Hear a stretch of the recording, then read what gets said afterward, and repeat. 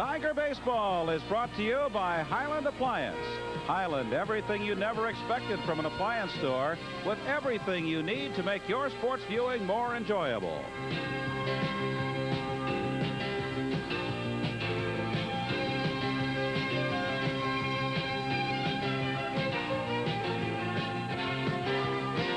Live from Tiger Stadium, Pro-Am Sports presents Major League Baseball action as the Detroit Tigers take on the Milwaukee Brewers.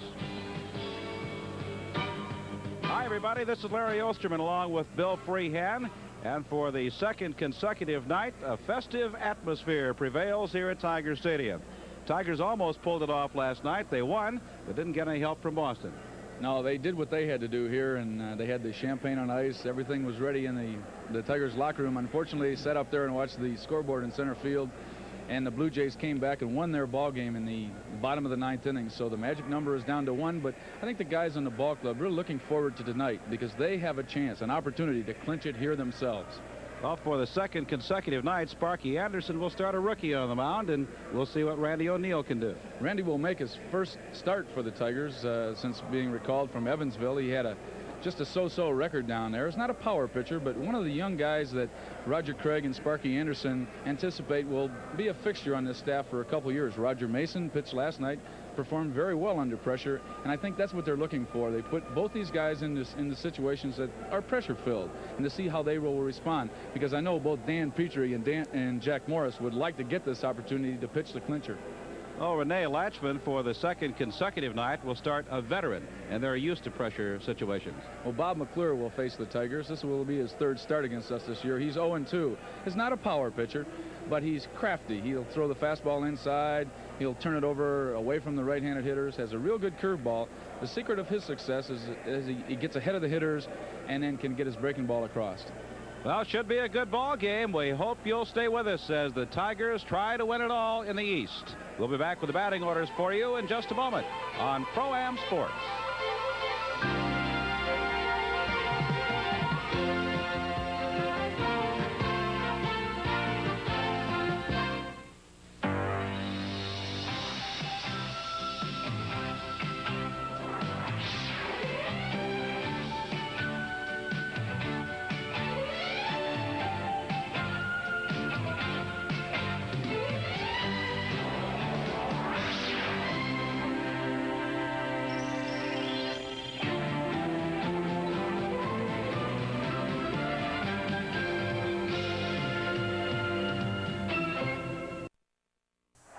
It is a picture-perfect night in Detroit. Not a cloud in the sky. The temperature in the low 60s. Not much of a breeze. What there is blowing out. The wave has been in progress for the last 3 minutes or so. The bleacher creatures have been going full tilt since the gates opened. And if you want a festive atmosphere and you can't find it on the corner of Michigan and Trumbull tonight, you're just not looking. When I drove down here and came around the corner of Michigan and Trumbull about 4:30 this afternoon, there had to be 2,000 to 4,000 people sitting out there just waiting to get in the bleachers. And as you mentioned, they started here about 6 o'clock, and there is electricity in the air down at the Tiger Stadium here tonight. Well, they started out with their regular chants, some of which were obscene, but they also chanted each of the Tiger players' names throughout the batting practice, and then followed each name with a standing ovation. It was quite a sight out in the bleachers. Well, this crowd was alive last night, especially late in the ball game, and I think we'll see a bunch of that tonight.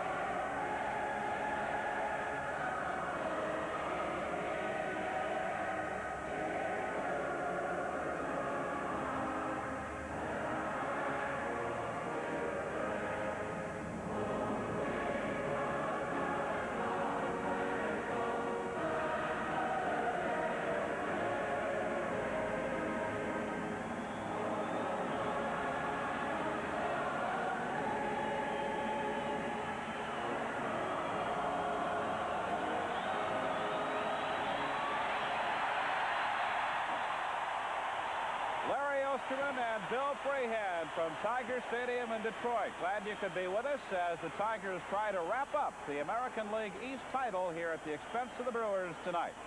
Now here's Bill with the batting order for the Brewers.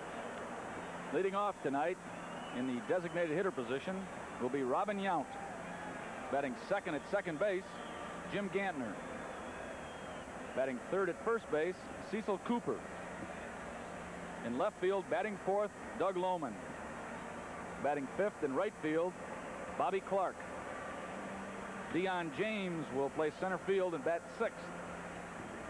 Behind the plate, batting seventh, Jim Sundberg. Batting eighth at shortstop, Ed Romero. And batting ninth at third base, Willie Lozado. That's the batting order for Rene Lachemann as the Tigers come onto the field to a standing ovation here at Tiger Stadium. Game 2 of the 3-game series, and it could be the big one with a rookie on the mound and a whole bunch of veterans behind him. We'll take a look at the Tigers defensively. Darrell Evans gets the start at first base. The Gold Glove second baseman, Lou Whitaker. The Gold Glove shortstop to his immediate right, Alan Trammell. And one of the guys that has been carrying a hot bat is at third base, Tommy Brookins. In the outfield for Detroit this evening, Larry Herndon is in left field. Patrolling center field for the Tigers is Chet Lemon. And over in right field is big Kirk Gibson. Doing the catching again for Detroit tonight is Lance Parrish. And on the mound, making his first start in the big leagues, the Gator himself, Randy O'Neal. Randy's 24 years old, from Ashland, Kentucky. As you mentioned, a Florida Gator, pitched for those guys, was the #1 draft choice of the Tigers back in 1981.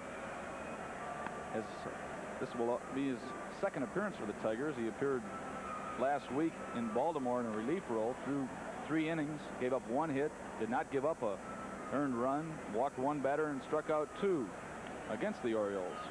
And that performance in a relief role won him this opportunity to start here in Tiger Stadium. In Evansville this year, he was 9-10 with a 3.58 ERA. Threw 166 in the 3rd innings, had 110 strikeouts, has pretty good control, walked only 59 batters in those 166 innings. Has a pretty good fastball, moves good. Is a control pitcher, not a power pitcher. Throws a slider and has an excellent split-fingered fastball. Roger Craig thinks of all the young people that he's worked with, Randy picked up that pitch better than anyone else that he's had that experience with. Well, we're ready to go. Robin Yount, Jim Gantner, and Cecil Cooper will face Randy O'Neal as we get the second game started. Yount is the DH again this evening and will be for the balance of the year.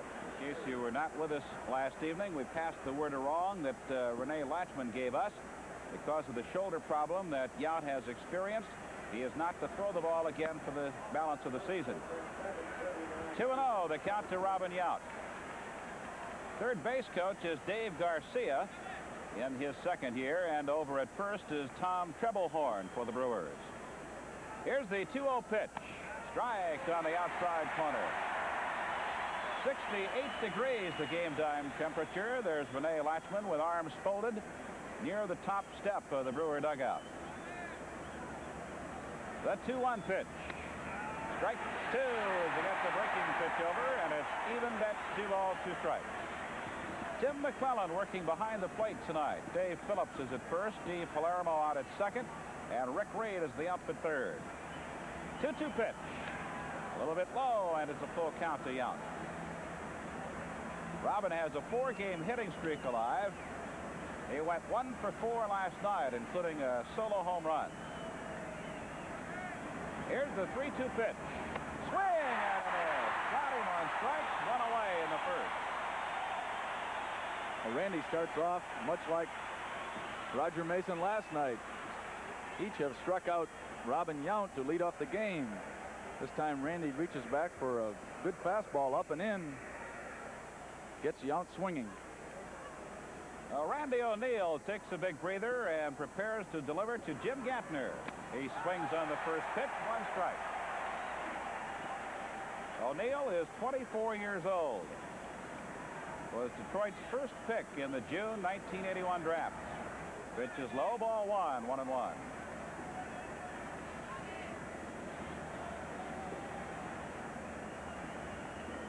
One ball, one strike. A high fly ball to center field. Lemon had lost it for a moment. Now indicates he has it and makes the catch. 2 are out in the Milwaukee first, and it'll be Cecil Cooper to bat. I talked to Dwight Lowry, who caught Randy in a number of games down at Evansville this year, and we talked about Randy's 9-10 record.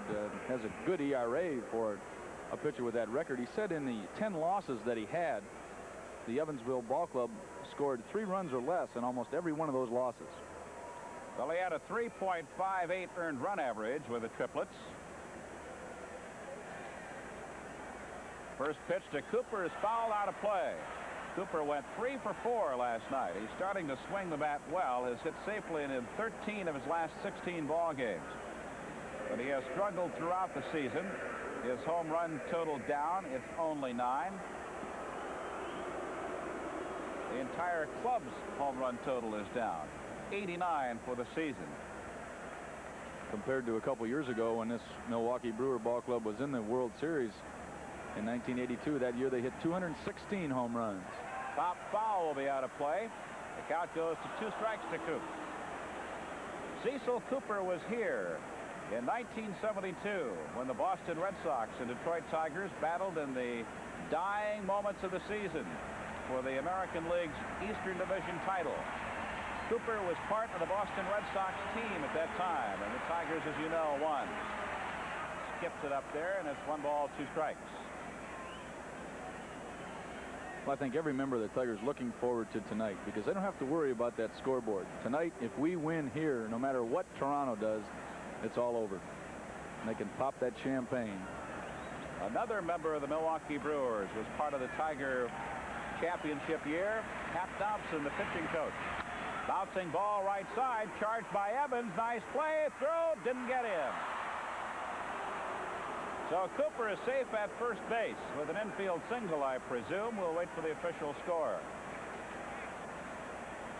See the chopper here by Cooper. Pretty good slider down and in the middle of the plate. Darrell ranges.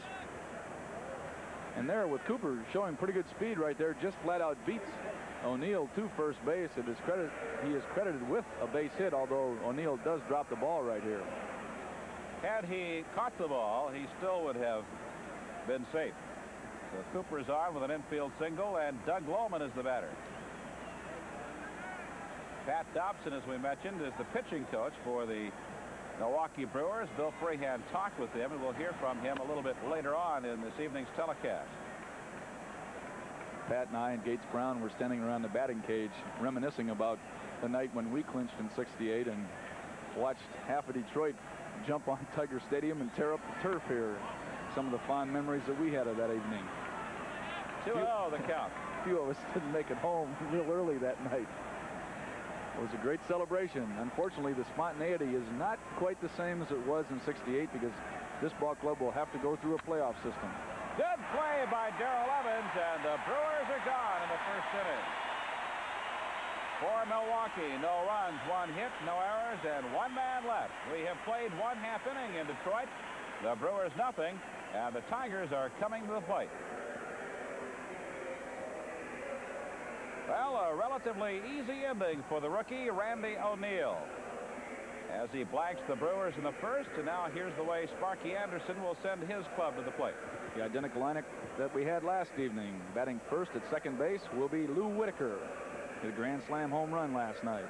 Batting second at shortstop, Alan Trammell. In right field, batting third, Kirk Gibson. Behind the plate, batting fourth, Lance Parrish. In left field, batting fifth, Larry Herndon. Batting sixth, the designated hitter tonight, Barbaro Garbey. In center field, batting seventh, Chet Lemon. Batting eighth at first base, Darrell Evans. And playing third base, batting ninth, Tom Brookins. So that's the batting order for the Tigers. Defensively for the visiting Milwaukee Brewers, they look like this. Cecil Cooper is starting at first base. Out at second for Milwaukee is Jimmy Gattner, talking with Steve Palermo. Handling the shortstop spot in the absence of Robin Yount is Ed Romero. And over at third base is the rookie, Willie Lozado. The outfield is composed of some rather unfamiliar names. Doug Lohman playing left field again tonight. Center field is occupied by Deion James. And out in right field for the Brewers is Bobby Clark. Doing the catching again for Milwaukee is the veteran receiver, Jim Sundberg. And making his 16th start is Bob McClure. Bob is 4-7 on the year with a 4.38 ERA. This is his 16th start of the season, his 37th appearance. He has one complete game to his credit and one save. The last couple of years he's been used as a starter and also in relief by the Brewers. This year he's 0-2 against the Tigers. This is his third start against Detroit. In his first 2 outings he only pitched 5 innings, gave up 10 hits and 10 runs in those 2 outings. Last year was 1-0, and in his career he is 2-3 with a 4.02 ERA. As a starter this year he's 4-6, gives up very few home runs and walks very few batters. Has a good moving fastball, an outstanding curveball. He'll use the curveball a little bit more against the right-handed guys, stick with the slider against the left-handed guys. And a great pickoff move to first base. Lou Whitaker pushes the attempted butt toward the Tiger dugout, and it's 1 strike.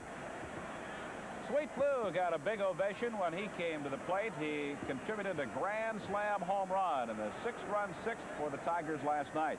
He was 2 for 4 with 4 RBIs.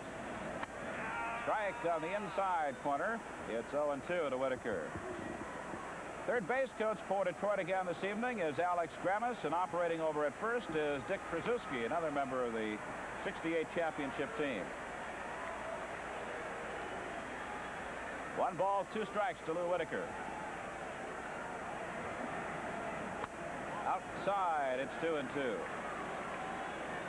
This ball club here in '84 has the same identical record as we did on this date in 1968, although we clinched it a night earlier than they're having a chance to if they clinch it tonight. We clinched it on the 17th of September. 2 balls, 2 strikes the count to Lou Whitaker. No score, bottom of the first. Pitch is outside, ball 3.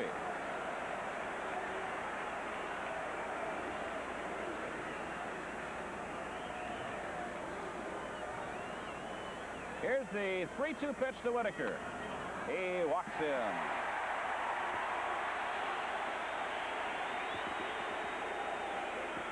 So Alan Trammell will be the batter as Lou Whitaker becomes the Tigers' first base runner of the night.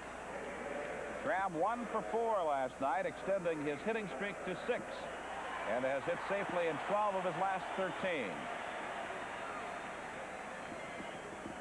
Tigers last night went over the $2.5 million mark, the 8th big league franchise to do so in baseball history. And we have another huge crowd this evening. First pitch is at the knees for 1 strike to Trammell. We had 34,000 plus last night. I think we'll be up around the 40,000 mark this evening. Originally there were not many advance tickets sold for this Milwaukee series, but because the chance of the clinching, this park is packed tonight. Cooper with a long run, just couldn't make it. Great effort on the part of Cecil Cooper, but could not hang on. No play on it. It's 0-2. You see Coop going far down in the right field area down there in the foul area. Overran it, the ball blows back. We've seen that so many times this year. One of the best at making a catch similar to that was Norman Cash, who was also a member of the '68 championship team. Norman knew that area very well. He knew that the ball comes back more than it will pretty much in any other ballpark, and he was smarter. Didn't have the great speed that some of the first basemen do, but he could make that play as well as anyone I've ever seen. That is not Bob McClure's best pickoff move.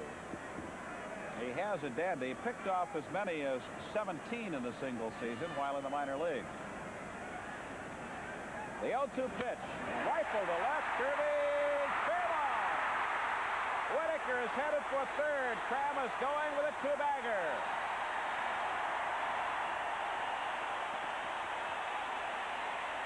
Trammell's 33rd double of the season.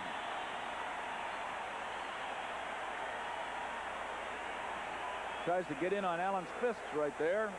But for a moment that ball would blow foul down there, a curve foul. It did not, as you see Whitaker just cruising into third base. Last night we challenged the left fielders on him out there.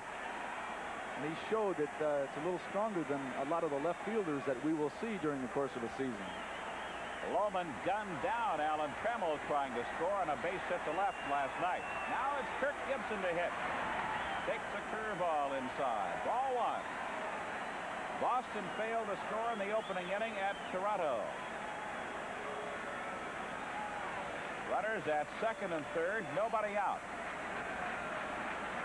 And Kirk Gibson, who took the collar in 4 at-bats, has a 1-ball, no strikes count on him.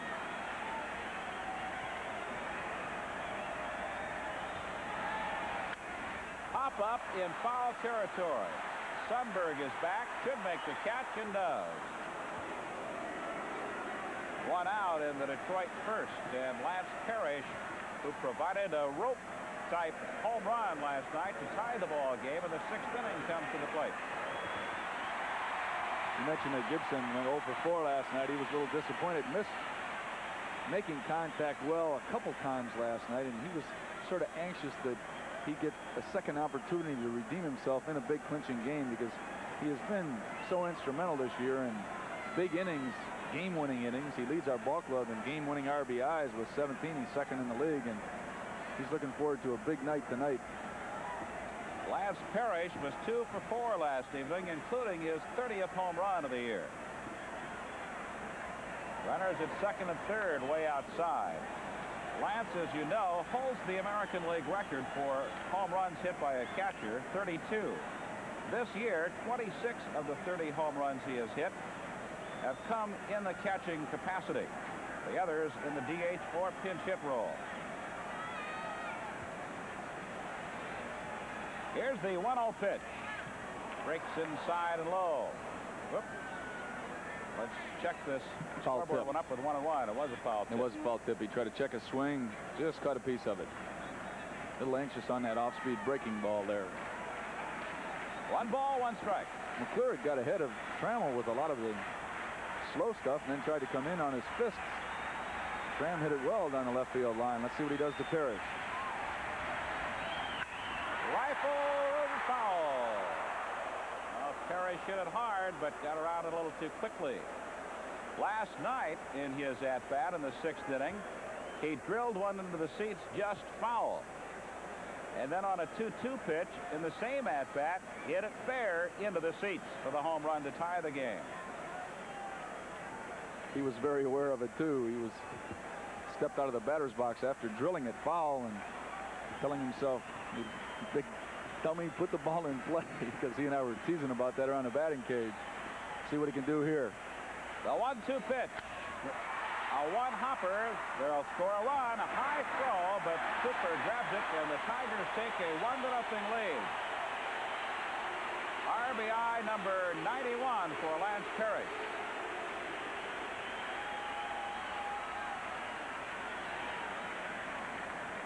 Lou Whitaker scores the first run of the ball game. And now there are 2 out, with Trammell still at second base, and Larry Herndon will be the hitter. But first, Jim Sundberg wants to chat with McClure.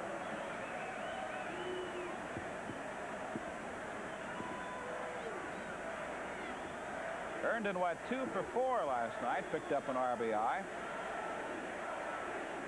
He has hit safely in 5 consecutive ball games at .529.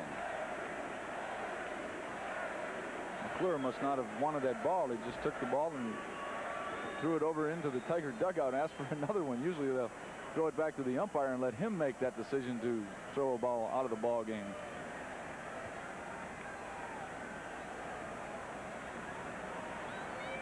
Now Herndon believes that McClure is taking too much time. I can recall watching Denny McClain throw or return 5 or 6 in a row to the umpires. He'd pull them out, give them to you, you'd toss to Denny, Denny throw them right back. Pitch is inside, 1-0. Mark Fitterich, who we've had up here a number of times, every time a batter would get a base hit off the ball, he'd throw that ball out of it, sort of as a get the bad luck omen out of there. Although a lot of umpires and a lot of teams refuse to do that. He pops it foul. This might get into the seats. It will, behind the Milwaukee dugout. A lot of times an umpire, when he got the ball back, he would reach back in, fiddle around in his ball bag there, take the same ball and throw it right back in there. It's amazing how many times they do that, and the pitcher then says, yeah, this ball feels better, although it's the same one. And conversely, many pitchers have a very good feel of the seams and can detect if they get the same ball back, or at least one very similar. 1 ball, 1 strike, the count to Herndon. Tigers lead 1-0. Trammell is at second with 2 outs. A little looper will be caught by Romero, and the Tigers are gone. For Detroit in the opening inning, 1 run on 1 hit. There were no errors, and 1 man was left. We have completed 1 inning in Detroit. The Tigers lead them by a score of 1-0. Well, Dan Petrie has been set back a couple of times in his attempt to return to the starting rotation. Bill Freehan talked with him about it. Dan, the last couple nights you have been scheduled to start. You've been set back in the rotation. How is your arm?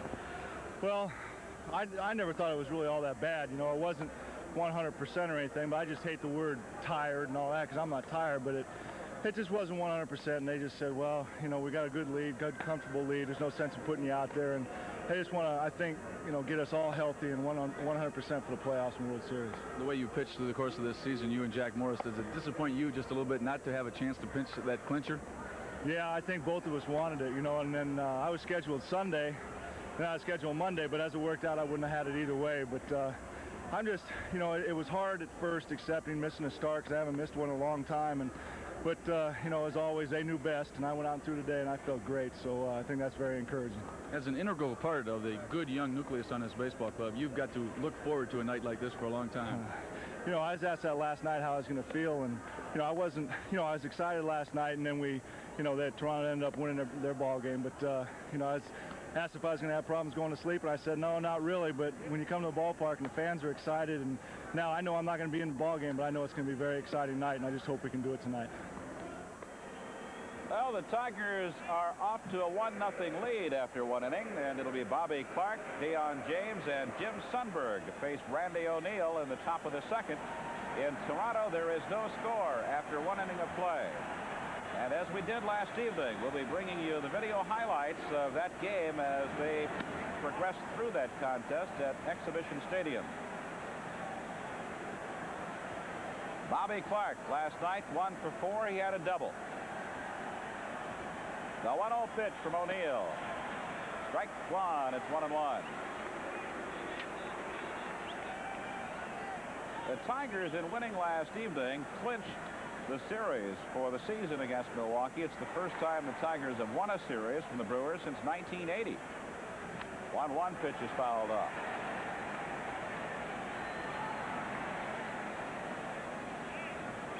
This year in 8 ball games, we're 7-1 against these guys, and their offense really has not been too productive against our pitching staff. Swing and a miss. Got him on strike. Second strikeout for the young right-hander, Randy O'Neill. Good pitch right here. Goes with a fastball on the outside corner. Although in retrospect, it doesn't look like a fastball. The bottom fell right out of that thing. That's that split-fingered forkball that Roger Craig has been talking about. And a good-looking one. First pitch to Deion James is outside, ball 1. The pitchers in that Toronto-Boston game are Rich Gale for the Red Sox and Luis Leal for the Blue Jays. Bouncing ball to Trammell. Big hop, long throw, got him. 2 out. Randy O'Neill has allowed just an infield single to Cecil Cooper. He has gotten the first 2 men here in the second inning, and now will face the veteran catcher, Jimmy Sundberg. Randy has a very smooth motion. The ball sneaks up on you. His fastball, as we mentioned before, has good movement. A lot of times, guys will have good movement down in the bullpen or on the sidelines, but in talking to the catchers that receive his pitches, they say during a game, if he has good movement during the course of the game, that's a very positive sign. That was one of the secrets, I think, of Denny McLain's success. The 1-0 pitch. Strike one. A good-looking slider, and it's 1 ball, 1 strike. Pittsburgh beat the Cubs this afternoon 6-2. Swing and a miss. It's 1-2 to Sonny. And San Diego shut out Cincinnati 2-0. Those were the 2 games played in the National League today. 1-2 pitch. A liner right at Lou, and they're out in order. We have played 1.5. They're out in order. It's 1-0 Detroit as the Tigers come to the dugout. Now here's that interview with the pitching coach of the Milwaukee Brewers, Pat Dobson. Pat, you were here in 1968 when we clinched the American League Championship here. Your thoughts? Well, it was very exciting. You know, that was my second year in the big league. 67 we came very close. 68 we won it. For a guy that was making $6,500, the prospects of getting a World Series check really made it even more exciting. But it was great for Detroit, I think, at that given point in time, and it was great for our ball club. We had a good bunch of guys that stayed together both on and off the field, and we got the most out of 25 players, and it's a thing that I'll probably never forget. Any fond memories of the night we clinched here in Detroit? Yeah, I remember not being able to leave the park for about 3 hours after the game, and then drinking too much champagne. And I think what happened, I went back to the Leland house, and I was partying with some of my friends down there. I was staying there at the time. And the last thing I remember is I think I fell off a bar stool, and they carried me up to my room. You've seen this Tiger ball club here this year. Your comparisons, your thoughts of the comparison of our 68 ball club versus these guys this year? I think they're very comparable to me. I think that the only thing maybe that this club has that we didn't have in 68 was a guy like Willie Hernandez. We basically used myself, John Hiller, Darrell Patterson, a combination of 3 or 4 guys to try and do the short job. I don't think that at that point in time, 68, maybe there wasn't a great influx of short men like there is in baseball right now. But I think that when I look back at it right now, the only comparison that really doesn't match up is the fact that they have Hernandez here now, and we really didn't have an experienced short man or a guy that would save 29, 30 games a year.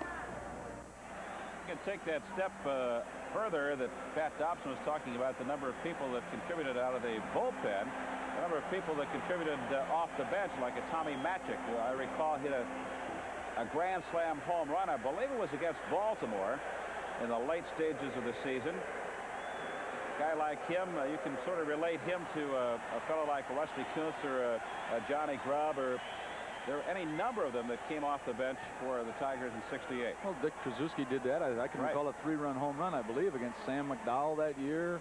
Guys like John Warden came up. I think he was 5-0 at the start of the season. No one had ever heard of him before, and I don't think he ever pitched in the major league since. But, you know, there were a lot of unsung heroes. Jim Price did a good job when he was called upon to do things. At times he would pick me up, or I'd play first base and spell cash over there. And that's much like this ball club this year.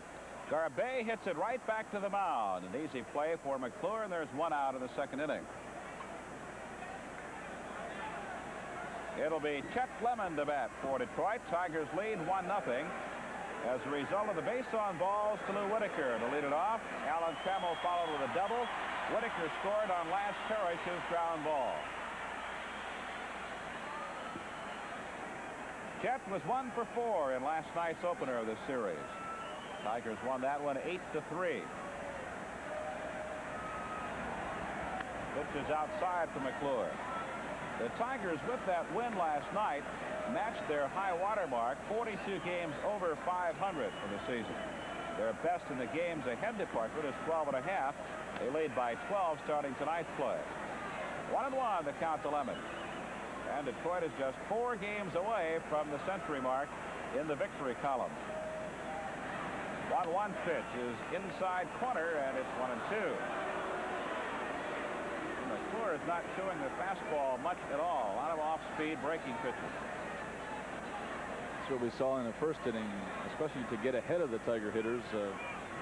Set the breaking ball on the outside part of the plate, let it just break in over the outside corner. A lot of times in a situation you'll give up on that pitch and you'll get a call strike.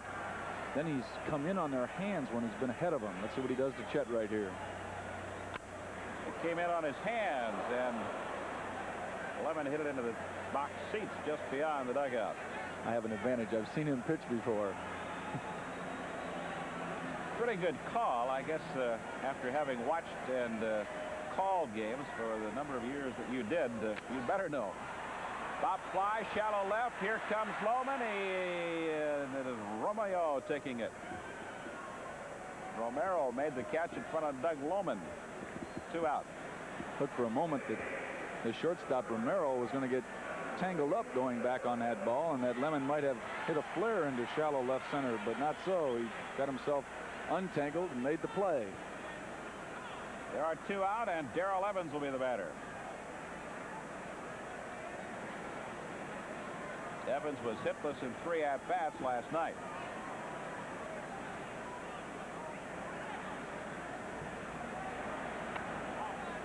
One ball, no strikes to Evans.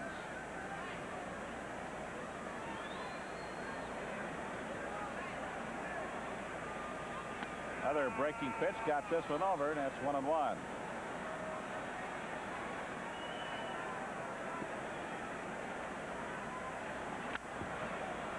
Fouled out of play along the left field line, will reach the box seats. Darrell real happy to be in the lineup, even though there's a left-handed guy out there. Last night was up there in a situation to possibly win the ball game, and unfortunately got a walk. Unfortunately for him, because he really wanted to do something big in that situation. Was very anxious. He and I were talking about it after the ball game, but a key walk in that situation. Fly ball to left field. Lohman is going over into left center and makes the catch, and the Tigers are out in order in the 2nd inning. No runs, no hits, no errors, and nobody left. We have played 2 in Detroit. Tigers lead the Brewers 1-0.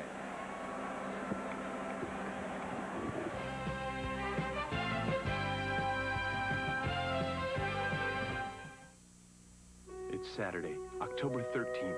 Something's about to happen that's never happened before. In over 120 cities, people are joining together to be part of the Stroh's Run for Liberty, a 5-mile run where your entry fee helps restore the statue. Sponsored by Stroh's and supported by Brooks Shoes.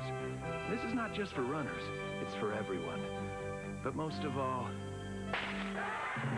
it's for her. So call to enter or sign up wherever you buy Brooks Shoes or Stroh's beer. Well, Davy, do you think I'm prettier than Louise? Well, anyway, the thing is back.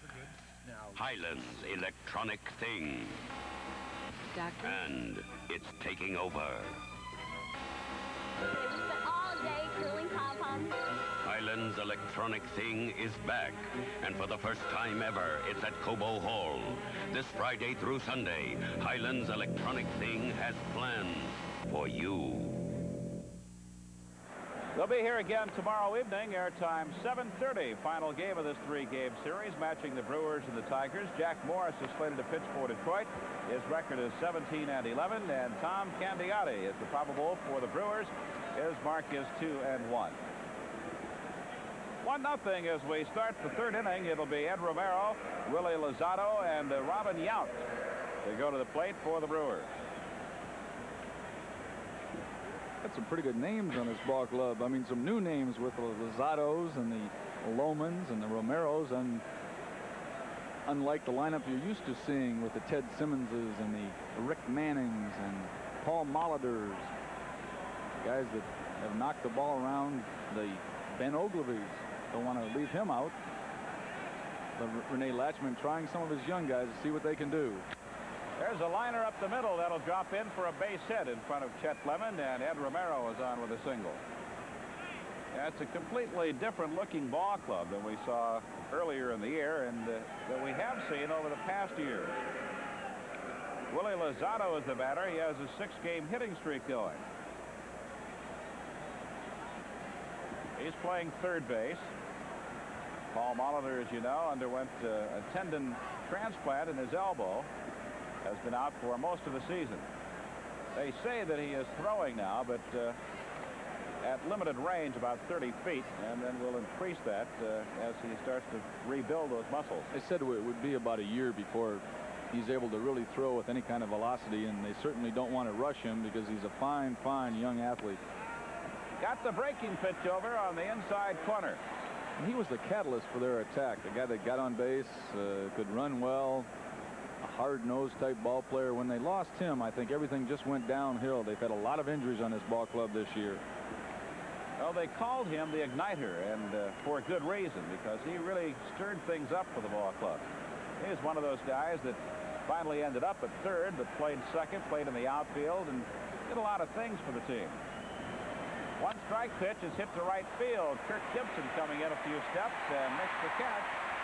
There's one out. Well, when you looked at the Milwaukee Brewers prior to this season, the last thing that you would think that they would hurt for would be offense.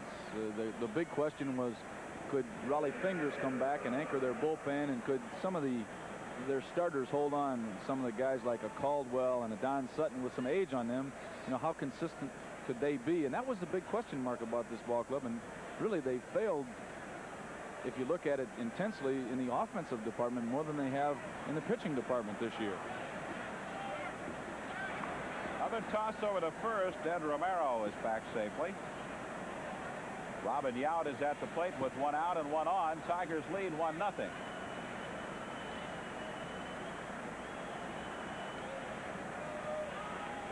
There's a base hit to left field.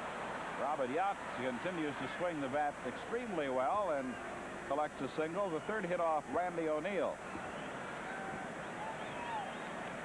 Yount leads their ball club in home runs. He and a reserve catcher, Bill Schroeder, with 14. When you take a look at the Brewers historically over the last 3 or 4 years, they usually have guys up in the low 30s by this time. Guys like Gorman Thomas no longer here. Cecil Cooper really an off year production wise. Jimmy Gaffner is the batter. 2 on, 1 out.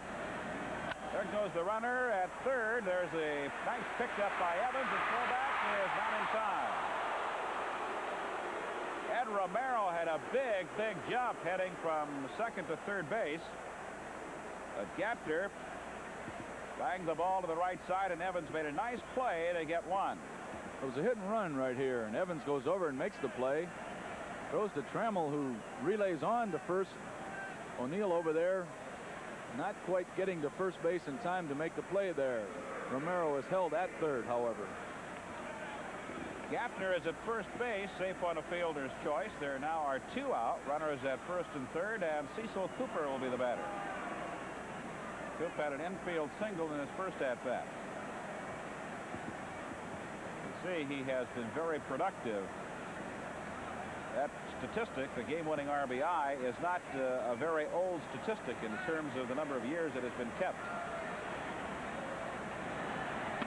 Pitch is inside. 1 ball, no strike. He and Eddie Murray have to be right at the top of career at the American League list in career game winners. Last year he had 17. This year his game-winning production only down at 5. 1 ball, no strikes to Cooper. He fouls it off, and it's 1-1.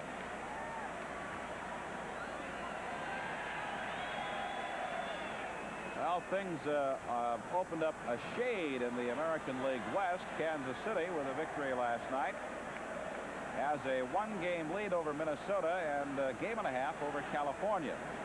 It's still pretty much anybody's race over in the Western Division, with those 3 clubs touring to go to the wire. Inside with a fastball, it's 2-1. The only thing that Minnesota has going for them over there right now is that California and Kansas City playing each other right now. If Minnesota could play well, they could make some hay. Unfortunately, they were beaten last night by the White Sox.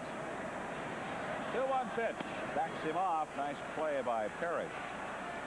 Well, tonight it'll be Britt Burns going for the White Sox and Pete Filson coming out of the bullpen to get the start for the Twins. And for the Royals, it'll be Saberhagen against former Tiger Jimmy Slayton out in Anaheim. 3-1, the count to Cecil Cooper. Runners at first and third, 2 out in the third.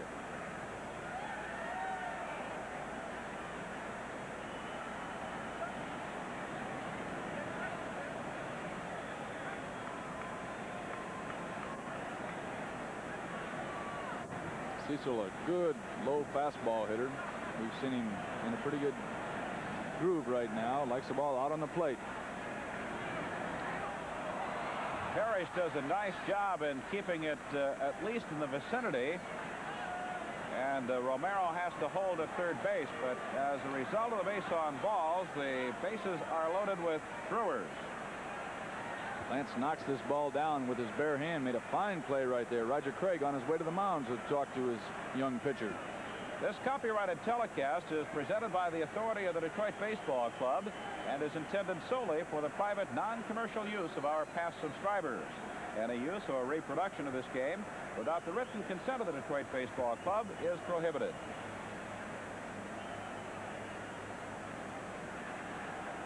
Nothing going on in the Detroit bullpen, just a point of emphasis by the Tigers pitching coach. And Roger returns to the dugout with the bases loaded. 2 out, and Doug Lohman the batter. So often and so many times this year, Roger has gone out to talk to the likes of Juan Berenguer. Last evening, Roger Mason. Now Randy O'Neill, and those words of wisdom have worked. Whatever he says, as we've teased about at times, I'd like to tape some of those conversations. Roger, one of the finest, if not the finest pitching coach in all of baseball. Right now, his pitching staff, which many questioned at the start of the season, has the best team ERA in the American League. Here's the first pitch to Lohman. Inside. Didn't miss by much. It's 1-0. Lohman grounded out to end the Brewer first. O'Neill set the side down in order in the second. Long drive, but he pulled it foul. 1 ball, 1 strike. Lohman has very good power. He just recently has been recalled on September 1st from their AAA ball club down in Vancouver. There he hit .329, had 18 home runs, 103 RBIs. Here's the 1-1 pitch. Now it's 2-1. Well, both of these youngsters operating at the AAA level through much of the season and getting their shot on the big league level here in the late stages. Fly ball to center field. Chet Levin has the room. He is back. He looks up, pounds the glove, and makes the catch. The Brewers are gone in the 3rd inning. No runs. There were 2 hits, no errors, and 3 men were left. We have played 2.5. It's 1-0 Detroit.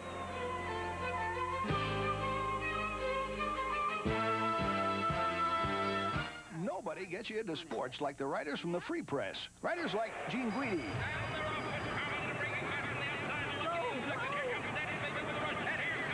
More coffee? No, thank you. Mike Downears, Brian Bragg. Donut? No, thanks. George Parsons. The crowd's going wild. When there's The Free Press sports section. It's so well read because it's so well written. I want to apologize to you because no matter how new or nice you think your television set is, I'm going to make you unhappy with it. This is Nova Beam television. If you can't believe a picture this big can look this bright and sharp, you'd better believe it because this is an actual undoctored picture on Nova Beam television. See it in all its glory at these dealers. You'll never be able to live with tiny TV again.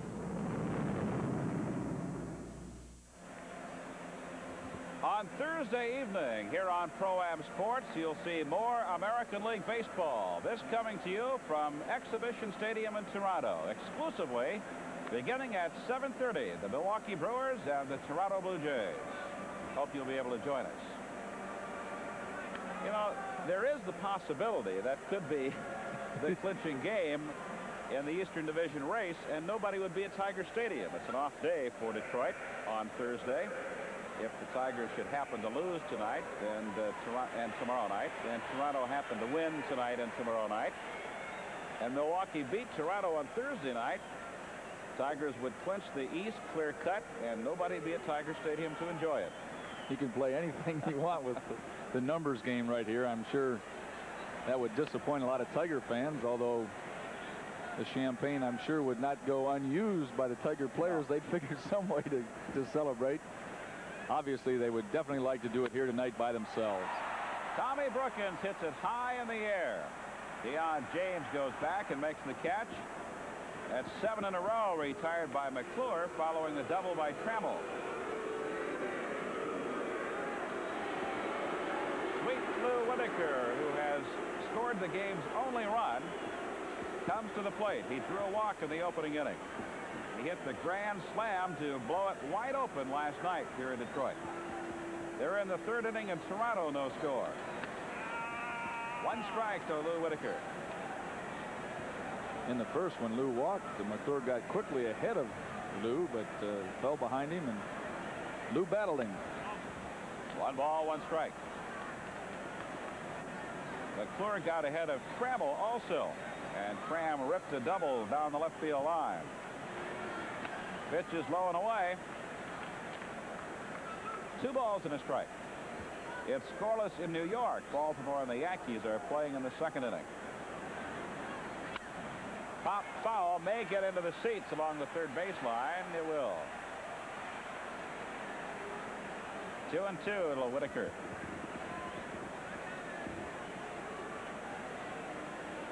Well, you can see this crowd in a very happy, festive mood this evening.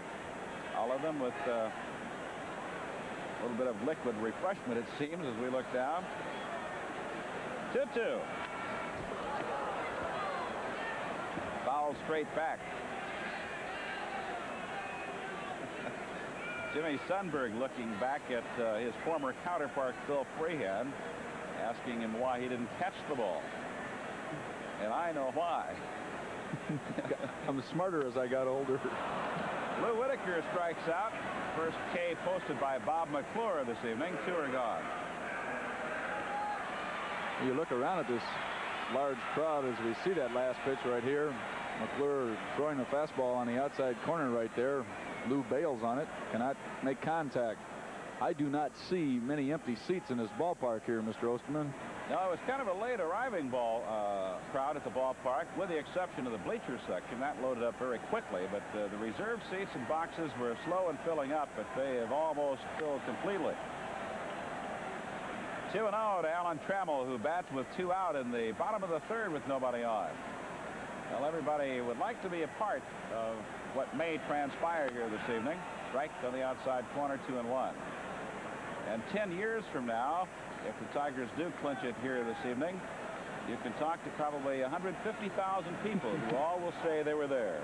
It's amazing how many people that have a piece of the side that they tore up off of the surface in 1968. It was impossible, the number of people that say they got it here that night. There's a fly ball to deep left field. Lohman is back near the warning track and makes the catch. The Tigers are out in order in the 3rd inning. No runs, no hits, no errors, no left. We have played 1/3. It's 1-0 Detroit.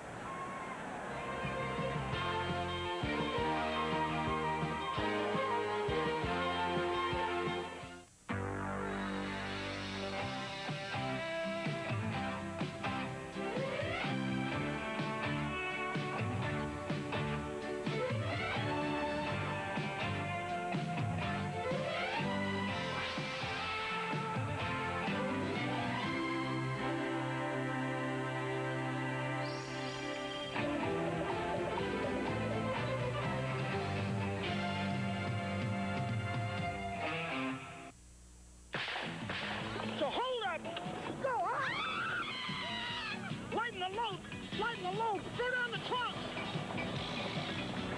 They're catching up. Get rid of the Strohs. Get rid of the Strohs.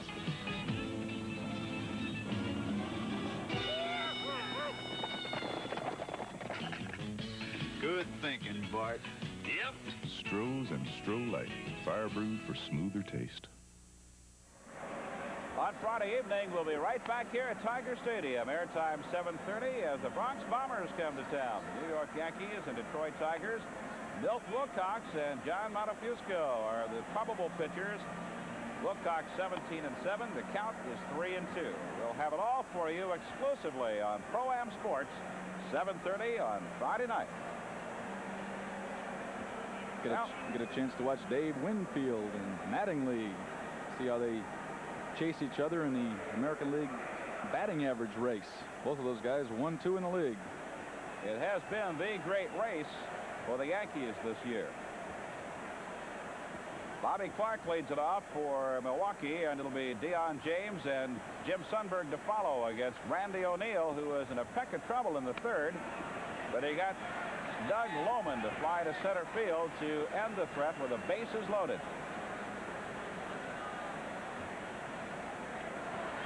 Ground ball left side. Trammell has it. Throws him out.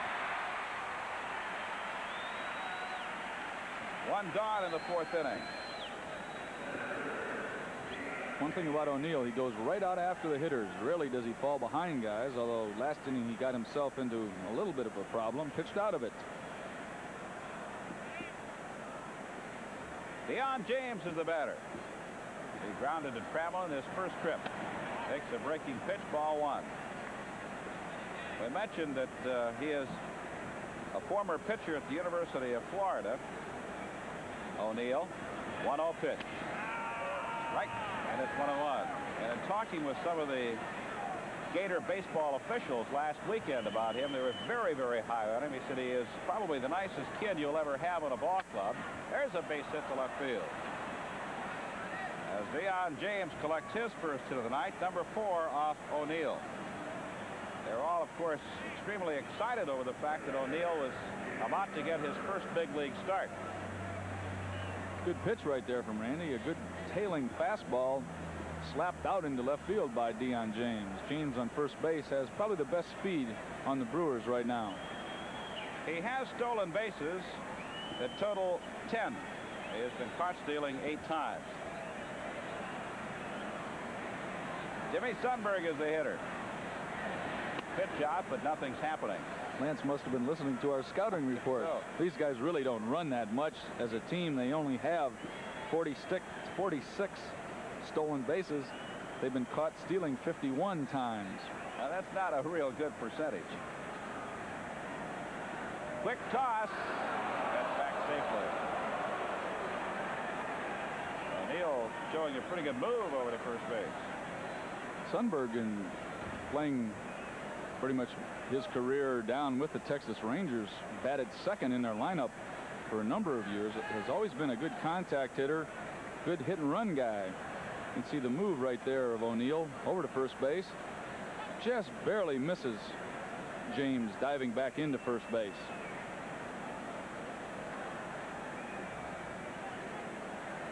Sundberg in his first at-bat lined to Lou Whitaker to close out the second. Brewers went down in order in the second, the only time they've done that this evening. Another quick toss, getting closer. Good fundamental move right there. You can see Randy has had some pretty good fundamental instruction through the course of his career, probably down at the University of Florida. Their program has always been strong. Pitch is inside, and it's 2-0.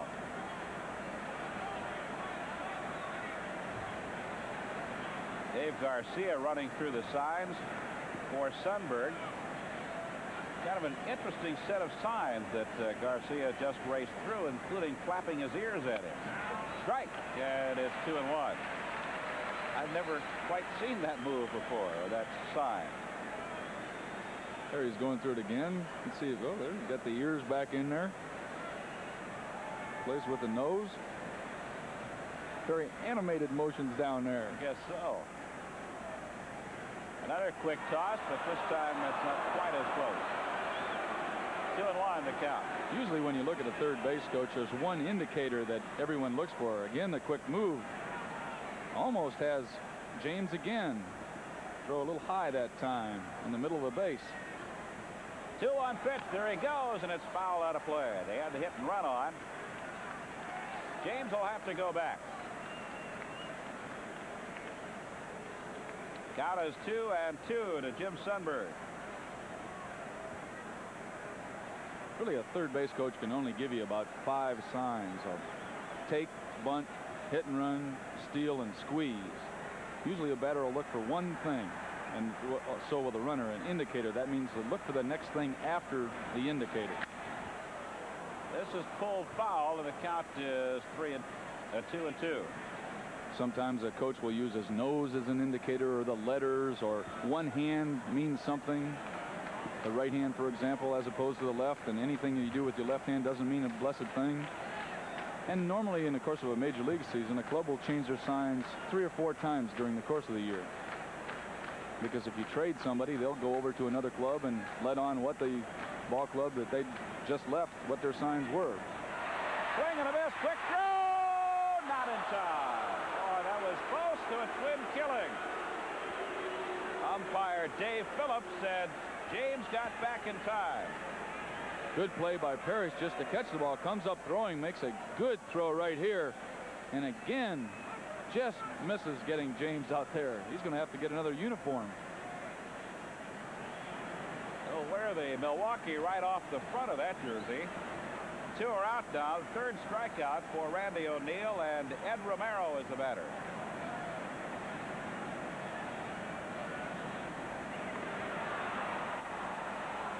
Tigers lead this ball game 1-0. They've been out hit 4-1. And James is trying to get the tying run down to second base with his speed. One thing about O'Neill, he showed 2 or 3 different moves to first base. I like that. Every catcher does. Good looking breaking pitch. The runner over there really can't trust that he's going to be consistent every time on his motion towards home plate. And that variety can leave a little doubt in a runner's mind. Cannot get that good jump.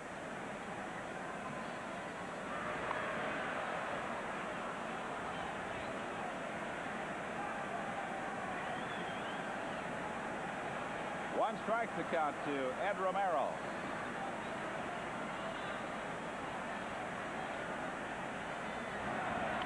Up and in. And it's 1 ball, 1 strike. In his minor league years, James averaged over 25 stolen bases a year. Good look at Randy O'Neill as he checks the sign and prepares to deliver 1-1. Hop up on the infield. Evans makes the catch, and the side is retired in the 4th inning. For Milwaukee, no runs, 1 hit, no errors, and 1 man was left. We have played 3.5 in Detroit. The Tigers lead them 1-0.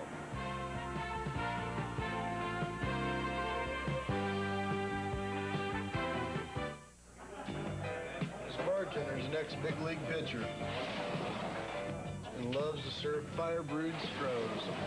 See what I mean? That was his fastball. That was the curve. Look out. Wild pitch. What was that? Relief pitcher. Strohs and Stroh Light, fire brewed for smoother taste.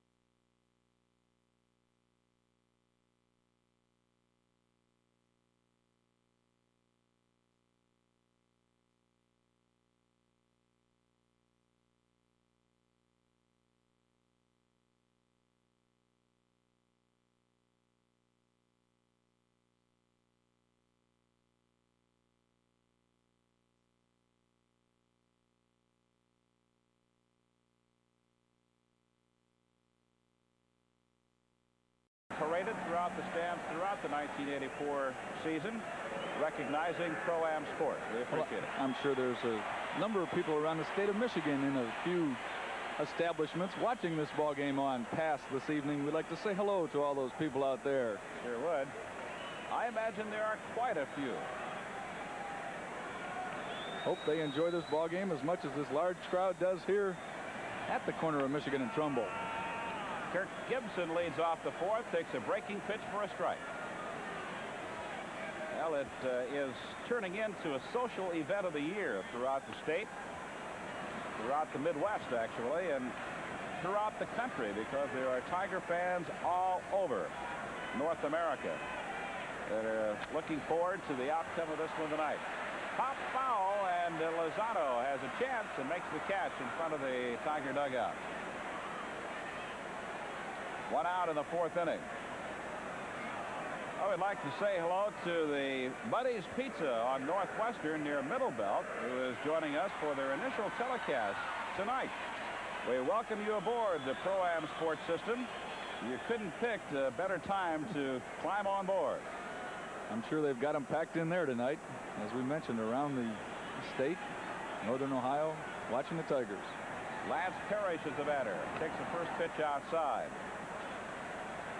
One of our newspaper friends is saying that he stopped a couple of places just to check out the local lounges en route to the ballpark around 5 o'clock tonight, and he said they were already packed in anticipation of tonight's game on Pro-Am Sports. Sparky Anderson with a chance to become the first man to win 100 in 2 leagues. 2-1 to Lance.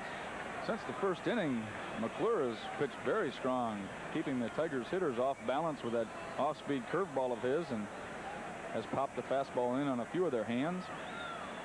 Have not hit the ball too well against him. He has retired 10 in a row.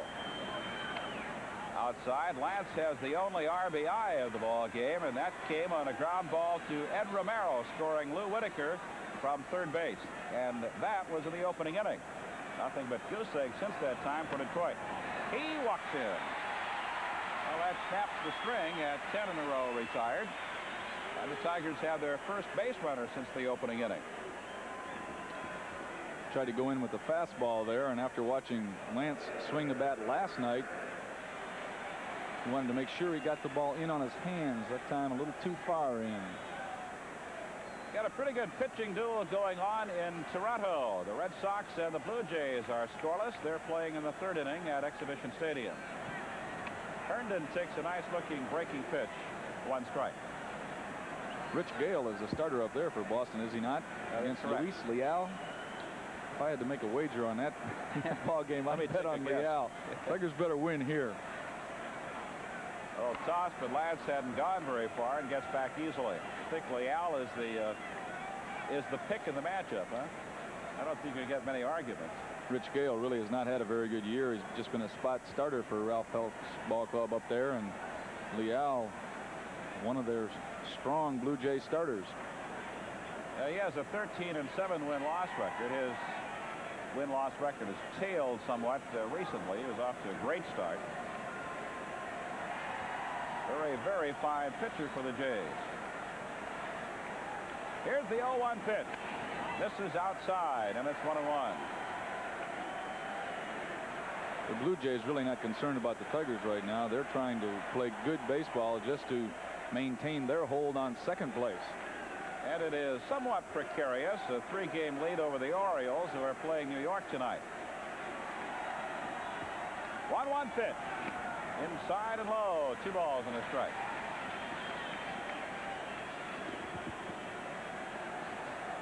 Toronto has an 84-66 win-loss record, and the Orioles are 80-68 starting tonight's play.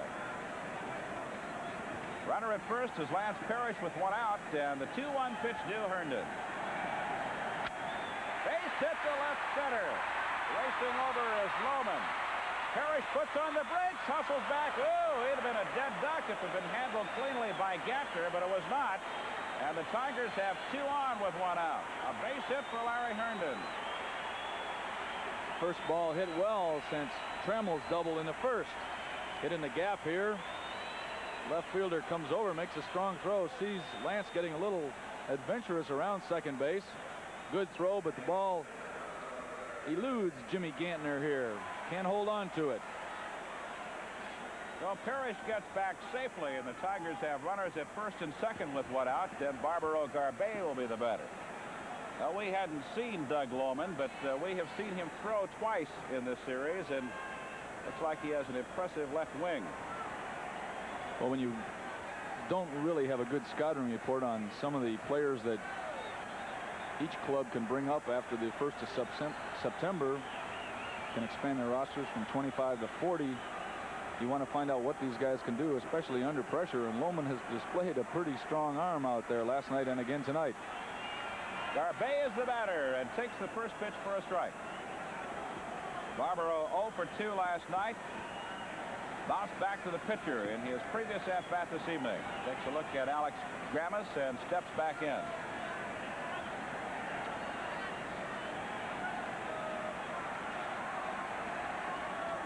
The 0-1 pitch. Swing and a foul back on the screen. 0-2. Detroit with just 2 hits. A double by Trammell in the opening inning and a single here in the 4th inning by Larry Herndon. Parrish, who drew a walk, is out at second, and Herndon is at first base.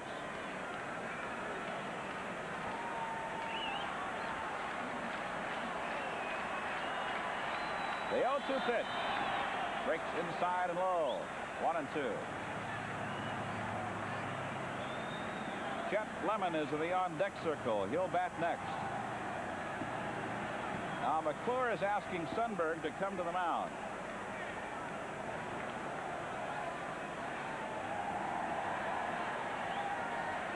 Just wanting to review what they exactly want to do to Garbey in this situation. After he got ahead of him, went with a slider down and in, just missed. Garbey, a rookie. McClure has not seen our ball club since back in late June. Was not successful, as I mentioned, as having his most impressive outing against the Tigers right now. He's 0-2 this year. Had really been blasted in his first 2 starts against the ball club. 1-2 pitch is inside, and it's an even count. 2-2.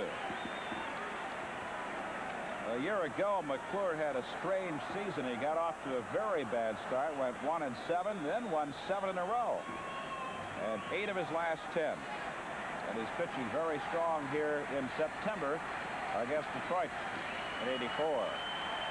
2-2 pitch. Outside, and it's a full count. Well, the anticipation among the customers grows now with 2 on and 1 out and a 3-2 count to Barbaro Garbey.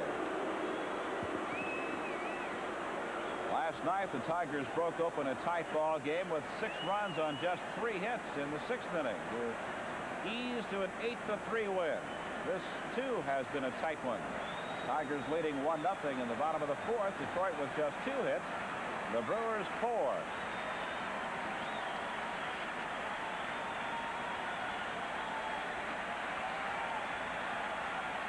The 3-2 pitch. The runners are moving. Swing and a miss. Throw to third. Double play. Well, that's the end of that in the 4th inning as Garbey strikes out. The 2nd strikeout for McClure. And Sundberg tosses to Lozado to double up Lance Parrish.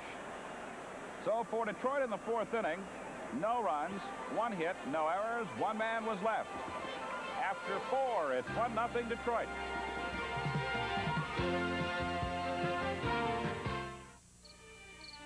It's back. And this time, no one escapes. The Thing is back. Highland's Electronic Thing, the most incredible electronic show and sale ever assembled. And it's taking over. Did you see the way Bill was looking at Helen? Well, I never. With the very latest in audio and video and the very lowest in prices. Irene! You'll be hypnotized by audio and video demonstrations, mesmerized by the latest high-tech electronics, and tantalized by Highland's incredibly low prices. It's back. It's bigger. And for the first time ever, it's at Cobo Hall this Friday, Saturday, and Sunday. Admission free. Attendance mandatory. This weekend, Highland's Electronic Thing has plans for you. We'll be here on Sunday afternoon. That's the final home game of the regular season for the Detroit Tigers. The Yankees will be in town to wind up a 3-game weekend series.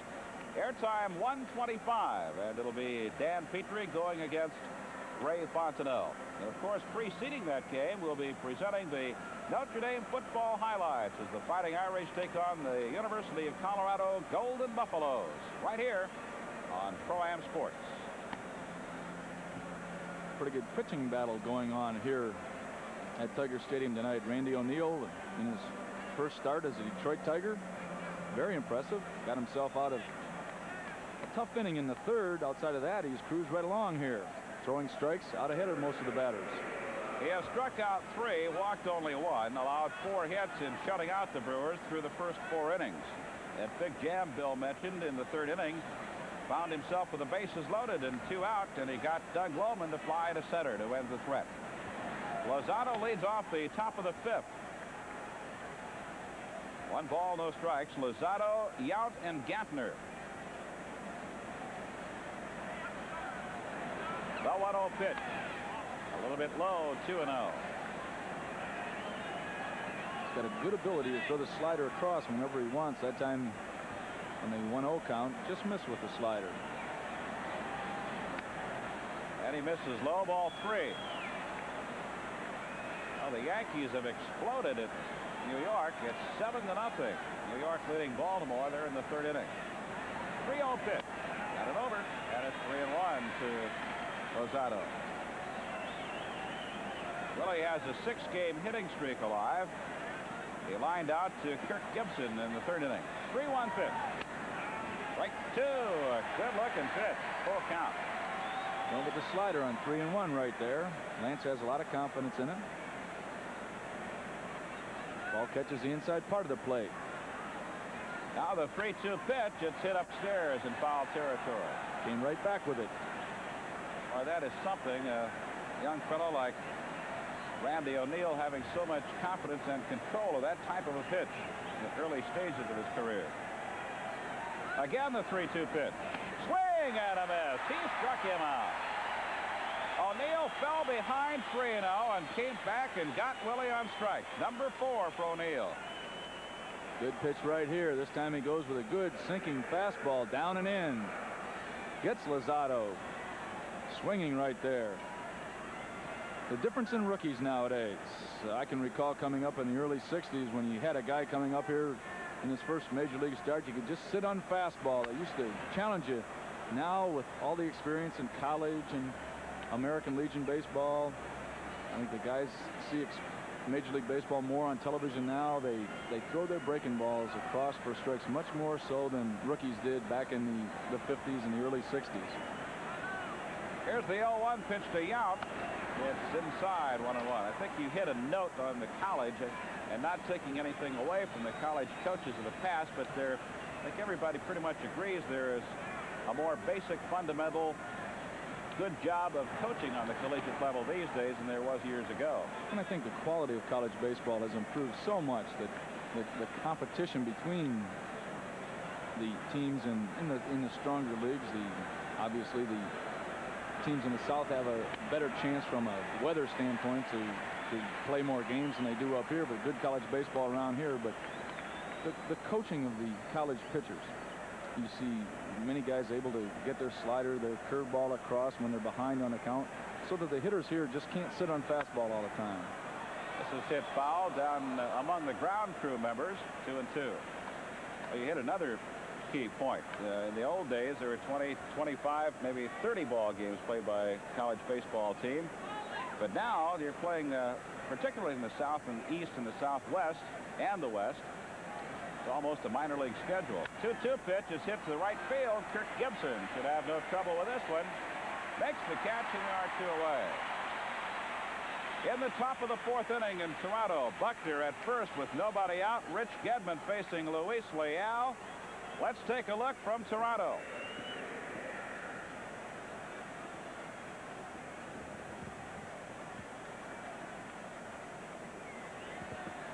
Well, we'll be checking back in with Toronto and find out what happened. We're interested to know, too. Line shot at Whitaker, and Lou picks it off.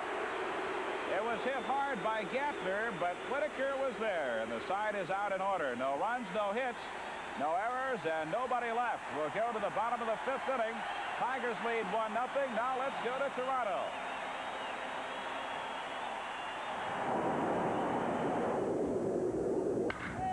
High to right field. This could be out of here.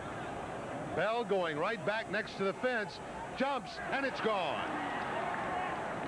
Ended up in the jet stream, and Gedman has nailed his 22nd home run of the year. 2-0 Boston leads. Well, Rich Gedman puts the Bo Sox up front 2-0. Here in Detroit, Tigers lead 1-0 as we go to the bottom of the 6th inning. Bottom of the 5th inning. Batting average leadership. Big race. Dave Winfield and Don Mattingly. Mattingly trailing by 7. Then come Eddie Murray, Kent Herbeck, Wade Boggs, Easler, and Alan Trammell are tied at .310 each. Home run leadership led by Tony Armas with 38. Dave Kingman has 35. Brunatsky, a great second half with the Twins, tied with Andre Thornton. And comes Lance Parrish, tied with Murphy, and Ron Kittle has 29. The run scored department led by Dwight Evans, as he has throughout much of the season, 114. Winfield and Henderson deadlocked. They each have 100. Butler 99. Yount, Boggs, and Ripken follow. RBI leadership shared by Kingman and Rice. Each have 117. Armas 109. Davis and Murray 108. And Mattingly has 99 for New York. Those are some of the leaders in the individual races as this 1984 season begins to wind down. Some familiar names up there among those offensive numbers, and some new names. Alvin Davis of the Seattle Mariners and Don Mattingly of the New York Yankees right there, making strong showings this year. Chet Lemon will lead it off for Detroit in the 5th inning. He'll be followed by Darrell Evans and Tom Brookins. They represent the lower third of the order in the bottom of the 5th inning. Breaking pitch in for a strike. Bob McClure has allowed 1 run on just 2 hits. He has struck out a pair and walked 2. He has been very good tonight. Fly ball to right field. Bobby Clark coming in. And there's 1 out in the Detroit 5th. Chet Lemon trots back to the dugout, and Darrell Evans, who is looking for his first hit in the series, comes to the plate.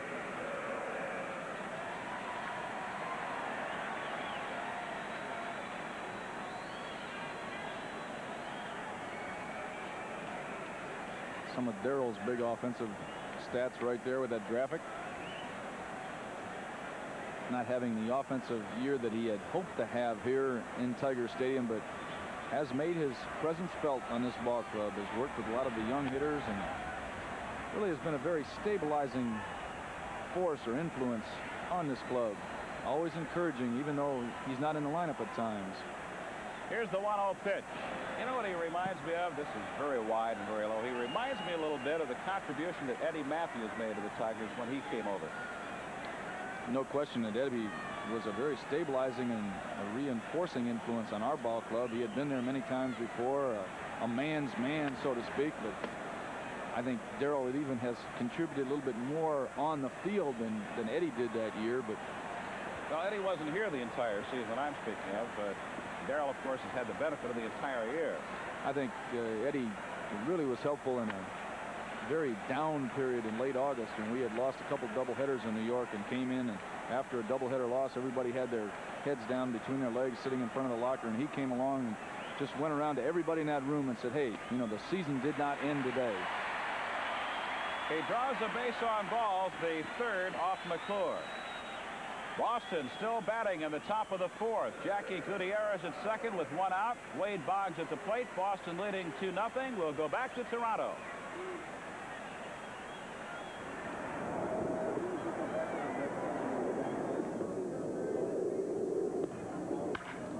Back up the middle again. Jackie on the move. He'll get the green light from Eddie Yost to throw from Mosby. Not in time at the plate, and Boggs takes 2nd. It's 3-0 Boston. 1 strike to Tommy Brookins with the runner at first base, Darrell Evans. 1 out. We're in the 5th inning. Tigers lead it by a score of 1-0. 0-1, the count to Tom Brookins. He flied to center field in the 3rd inning.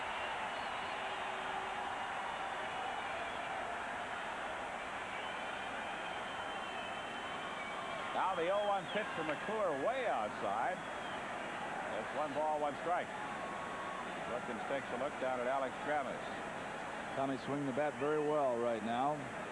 Has hit in 13 of his last 19 ball games at a .339 clip.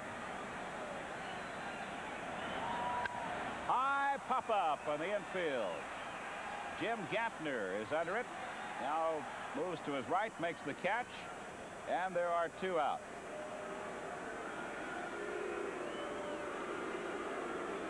Two away, runner still at first base, and Lou Whitaker will be the batter.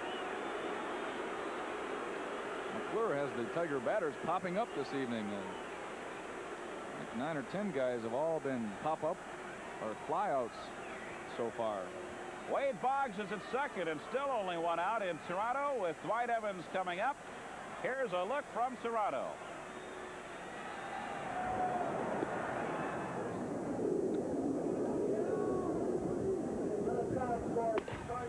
High and inside to Dwight. 3-1.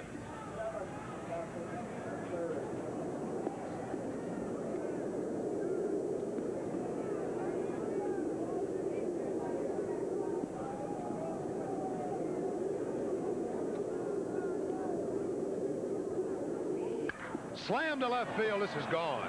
Oh, Nothing will hold this one in this ballpark. Way back up into the seats, and it's 5-0 Boston. 2 home runs for them here in this inning. So the Red Sox have built a 5-0 lead over Toronto. Here in Detroit, the Tigers lead Milwaukee 1-0. Lou Whitaker is at the plate with a 1-2 count. And Luis Leal had his problems at Exhibition Stadium. Pitches low and away. 2-2. That was your man, wasn't it? So much for my scouting report. That's what we talked about. Inside knowledge doesn't help you one bit. Still got to do it, don't you? 2-2 to Lou. Well, that Boston crew can, when they're hot, they can hit anybody. Whitaker strikes out to end the 5th inning for Detroit. No runs, no hits, no errors, and 1 man was left. We have played 5 innings at Tiger Stadium. Detroit leading it by a score of 1-0. Well, it has been a great pitching duel, much the same as we witnessed here last evening when the Tigers finally erupted for 6 runs in the 6th inning and went on to record an 8-3 victory in the opener and clinch at least a tie in the Eastern Division title race. And now tonight it's another rookie by the name of Randy O'Neal who has silenced the Milwaukee Bats. Very impressive out here. We've talked about his ability to sneak the ball in on the batters and get ahead of their hitters. He's shown a good ability to come from behind and throw the breaking ball across, and when he's got ahead of their hitters, he's shown a good split-fingered forkball, much like we talked about at the top of the program. Roger Craig has done a lot of good work with this young man, and he's shown us a very fine job, able to handle pressure much like Roger Mason did last night. What do you do now as a player? You already know that Boston is in front at Toronto. You want to win, of course, win it yourself. Does it make any difference in your attitude in going to the plate? I don't know if it really matters when you come into the batter's box. Right now, McClure has pitched quite well for the Brewers. We have not hit that many balls well. I would, if I was a hitter or a player on the Tigers, I'd like to not know what they're doing up in Toronto and concentrate on trying to win this ball game myself. Well, the Tigers have a 1-0 lead as we go to the 6th inning here at Tiger Stadium. It's been a strong pitching performance by Randy O'Neal. The Tigers haven't done much at the expense of Bob McClure, but they have gotten home a run. A walk to Whitaker to lead off the 1st inning. Trammell followed with a double. And then with 1 out, Lance Parrish hit a ground ball to Ed Romero. Lou Whitaker scored, and that is the way the ball game stands. 1-0 as we go to the 6th inning. Cecil Cooper will lead it off for the Brewers. Doug Lohman and Bobby Clark will follow. Randy has blanked the Brewers thus far on 4 hits. He has struck out 4 and walked 1 in his big league debut as a starter. First pitch is inside for ball 1.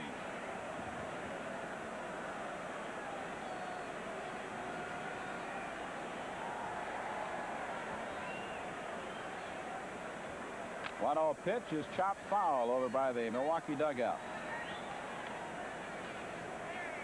Cecil hitting .282. Currently, he's hit .300 7 straight years for the Brewers. Here's the 1-1 pitch outside. 2 balls and a strike.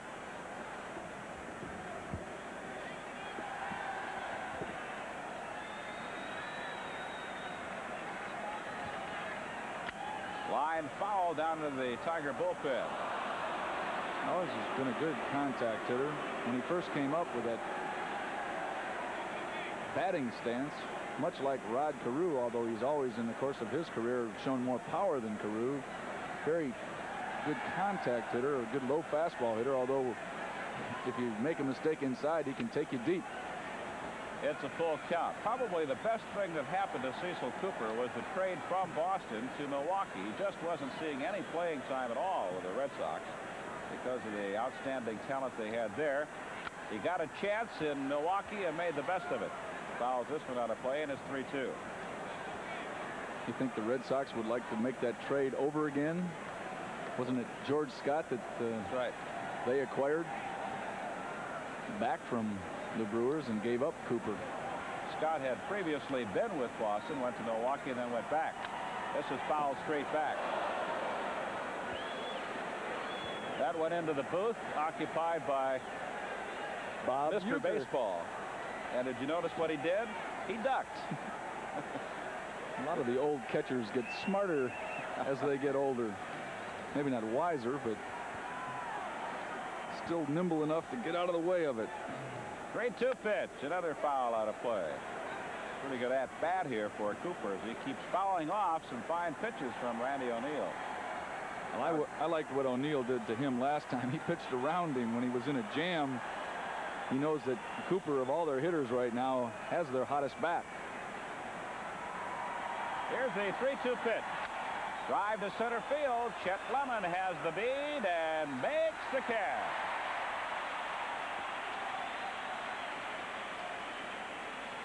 That's 6 in a row retired by the rookie right-hander Randy O'Neal. Doug Lohman will be the batter.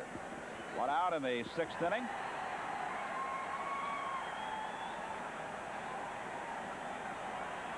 Chicago Cubs magic number was 4 starting today's play. Pittsburgh beat the Cubs 6-2. But tonight, Philadelphia is handling the Mets in the 6th inning 4-0. So the Cubs magic number could be reduced to 3 this evening.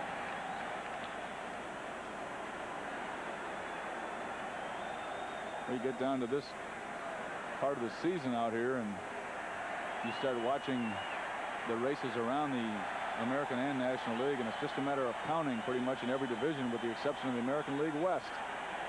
They're going to have a tense last 12 or 14 games out there. Anybody could win it, really. Well, it's been that way since about the 1st of September, and it looks like it'll be that way for the balance of the year. First pitch is inside to Doug Lohman. Starting tonight's play, Kansas City had a 1-game lead over Minnesota and a 1.5 games over California. Here's the 1-0 pitch. Inside corner for a strike, 1-1. The Twins are trying to beat Chicago tonight and hoping that California can knock off the Royals. Hot shot, good play by Darrell Evans. 2 out in the 6th inning.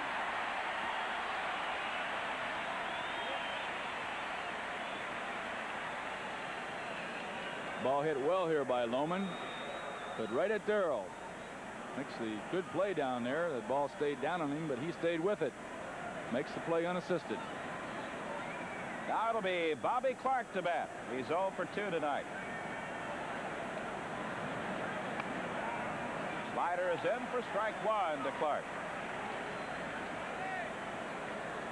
Bobby is 1 for 6 in the series.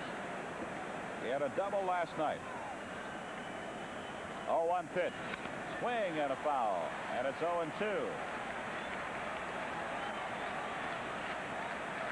O'Neal has struck out 4 and walked 1. He has given up 4 hits. An infield single in the 1st, 2 hits in the 3rd, the only inning in which he was in trouble, and 1 in the 4th. This is inside. 1 ball, 2 strikes.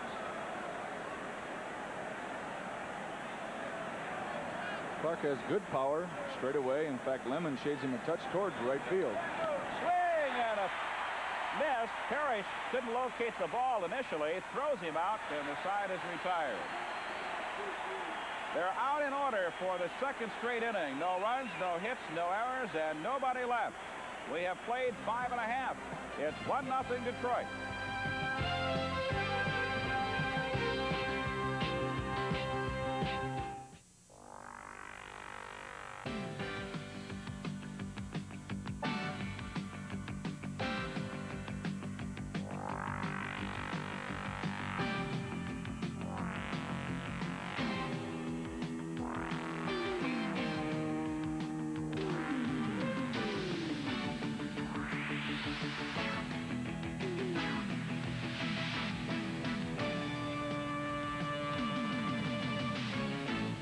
I want to apologize to you because no matter how new or nice you think your television set is, I'm going to make you unhappy with it. This is Nova Beam television.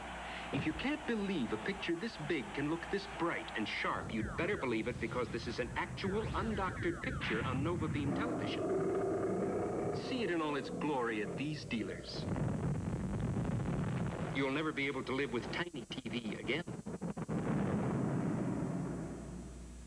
With Boston leading 5-0, Cliff Johnson leads off the Toronto fourth with a single.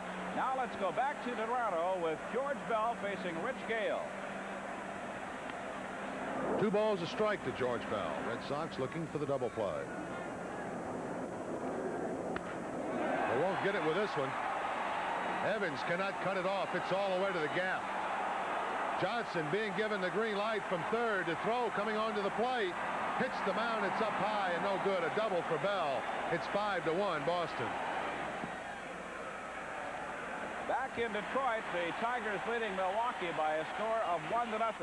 They'll be sending Alan Trammell, Kirk Gibson, and Lance Parrish to the plate to face Bob McClure, who has been superb. He has given up just 2 hits, has struck out a pair, and walked 3.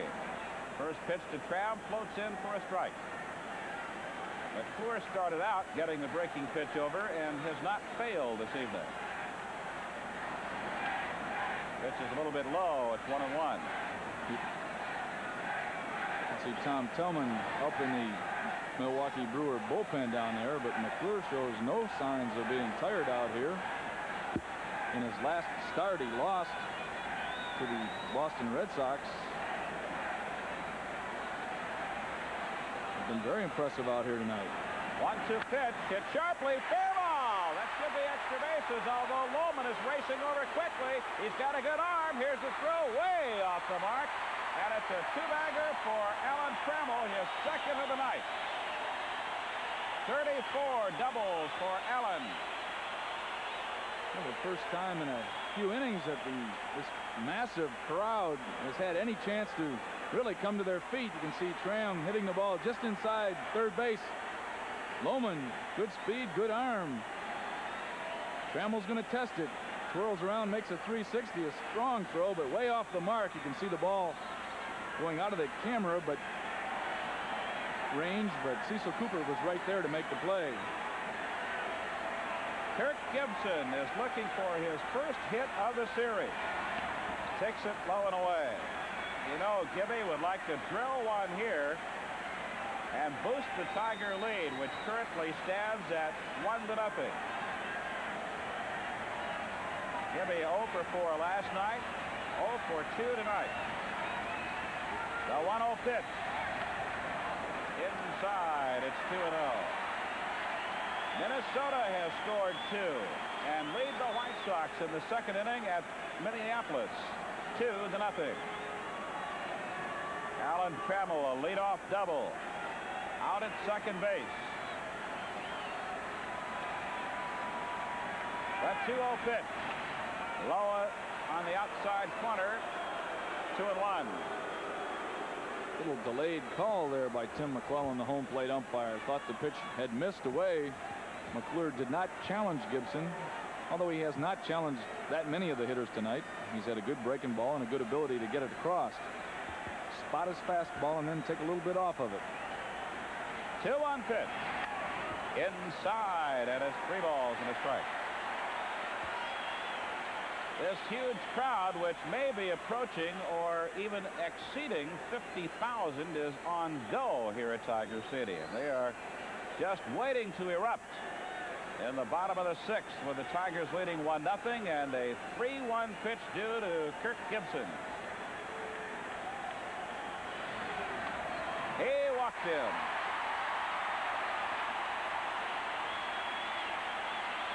And it may be Tom Tillman time. Pat Dobson is coming out of the dugout with Lance Parrish coming to the plate. We'll see if there will be a move made. Well, the way that McClure has been throwing so far in this ball game, I think the Tiger batters might welcome any change that the Brewers might come up with. Right now, Dobson slowly walking out to talk to his pitcher and catcher, wanting to review just exactly what they want done here. A possible bunt situation, men on first and second, no one out, although Lance very infrequently bunts.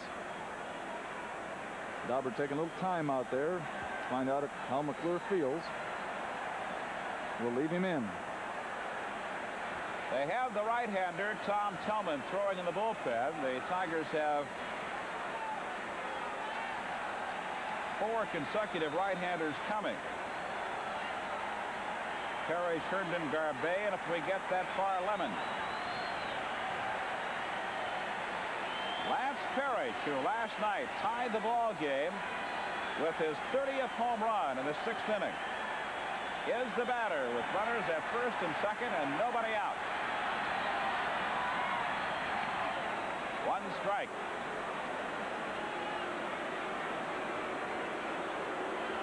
McClure has not changed his pattern. That time started him off with a slow curveball.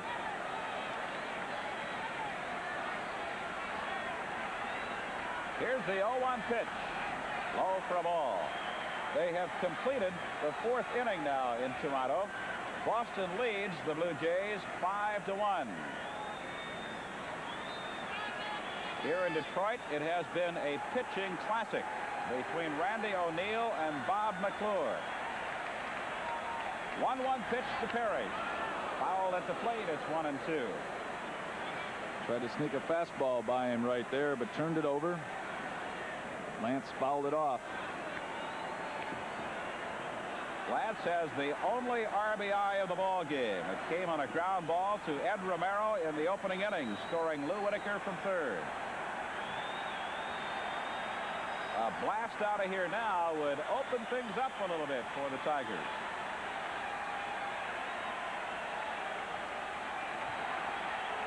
McClure staring in there intently, looking off a sign. Now he wants to reset himself. Make sure that he and Sundberg, the catcher, have things straight there. Very critical part of this ball game. Nobody out. We're in the bottom of the 6th inning, 2 on. And the 1-2 pitch. It's up, and it's ball 2.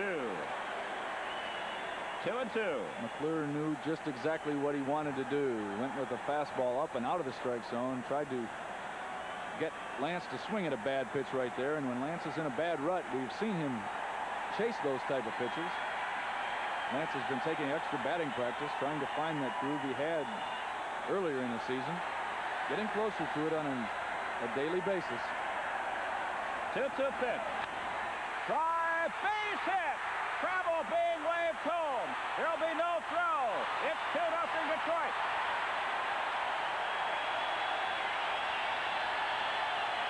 Lance comes through with his second RBI of the evening.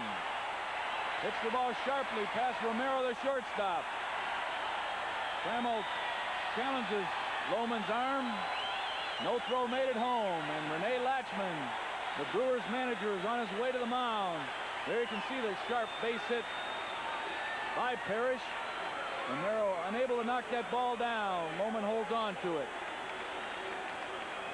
Tigers take a 2-0 lead, and that will be all for Bob McClure, who has pitched a strong ball game but is forced to leave the contest with nobody out in the 6th inning. His totals thus far: 5 innings work, facing 3 men here in the 6th. Has allowed 2 runs on 4 hits, has struck out a pair and walked 4. It'll be Big Tom Tillman coming on in relief of McClure, and he'll take over a situation where the Tigers have runners at first and second and nobody out. Good battle by Parrish right there as you see McClure leave the ball game. I'm sure Lance very pleased to be making a contribution here this evening. Tillman comes in, hard throwing right-hander, will make his 50th appearance for the Brewers this year. All of those games have been in a relief role. Is 6-3 on the year with a 2.80 ERA. Has 4 saves to his credit. Has thrown 80 in the 3rd innings. Given up 82 hits. Walked 30 batters, struck out 27. Has a very good sinker, hard slider. Big guy out there, and done a pretty good job for these guys. Well, it may have been one batter too late to bring on Tillman. Lance Parrish drilling a 2-2 pitch past Ed Romero, scoring Alan Trammell as Parrish picks up a pair of RBIs tonight to run his total to 92, and it gives the Tigers a 2-0 lead. As we mentioned, it is a huge, enthusiastic, festive crowd here tonight.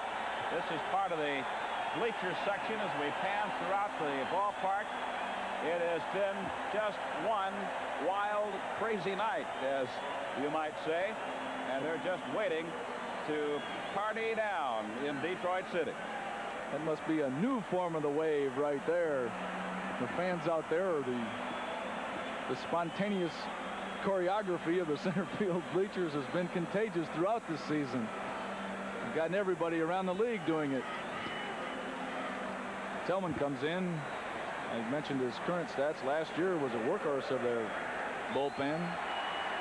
Made Baseball Digest's all-rookie team. Had a 9-4 record with a fine 2.80 ERA. Spent a lot of years in the minor league system. The chant going up. Larry, Larry, as Larry Herndon comes to the plate. Runners at first and second. A run in. Tigers lead it 2-0. Nobody out in the 6th inning. He squares the butt, takes the pitch outside. It was the 6th inning last night when the Tigers broke open a tight ball game, scoring 6 times on 3 runs. The big blow being Lou Whitaker's grand slam into the upper deck in right field.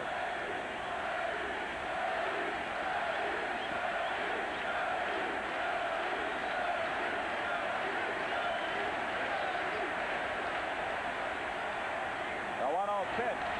Herndon fouls off the attempted sacrifice, but it's 1-1. Crowd alive right now, as you can hear, hopefully hear over top of us. Herndon looking down at Grammis's signs. Tiger Stadium, a pretty good field to bunt on. In this situation, if you're a right-handed hitter, you'd like to bunt the ball at the third baseman and make him come in and field the ball. That leaves third base vacant. The pitcher, on the other hand, wants to try to bust over there as soon as he lets the ball go and try to make that play himself. Gibson and Parrish are the base runners. 1-1 count to Herndon.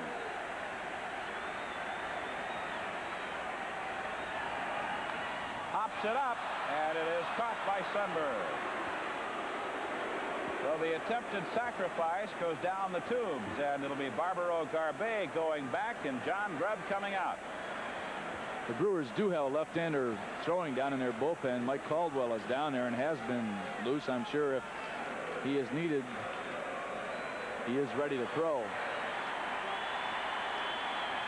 John Grubb will pinch hit and become the designated hitter. Coming on to replace Barbaro Garbe in that capacity. Last night he came into the ball game with the bases loaded as a pinch hitter, drew a walk, and it forced home the go-ahead run to make it 3-2. Bases were still loaded, and Lou Whitaker promptly unloaded them with his grand slam. Mike Caldwell throwing in the Brewer bullpen. Now Grubb will be batting in a pinch-hitting role in the 6th inning tonight. A similar situation with the lone exception, the bases are not loaded. 2 are on with 1 out. Tiger pinch hitters this year have done an outstanding job as a group. They've hit .323. Pitch to John Grubb. A curveball is in for a strike. 0-1 to John.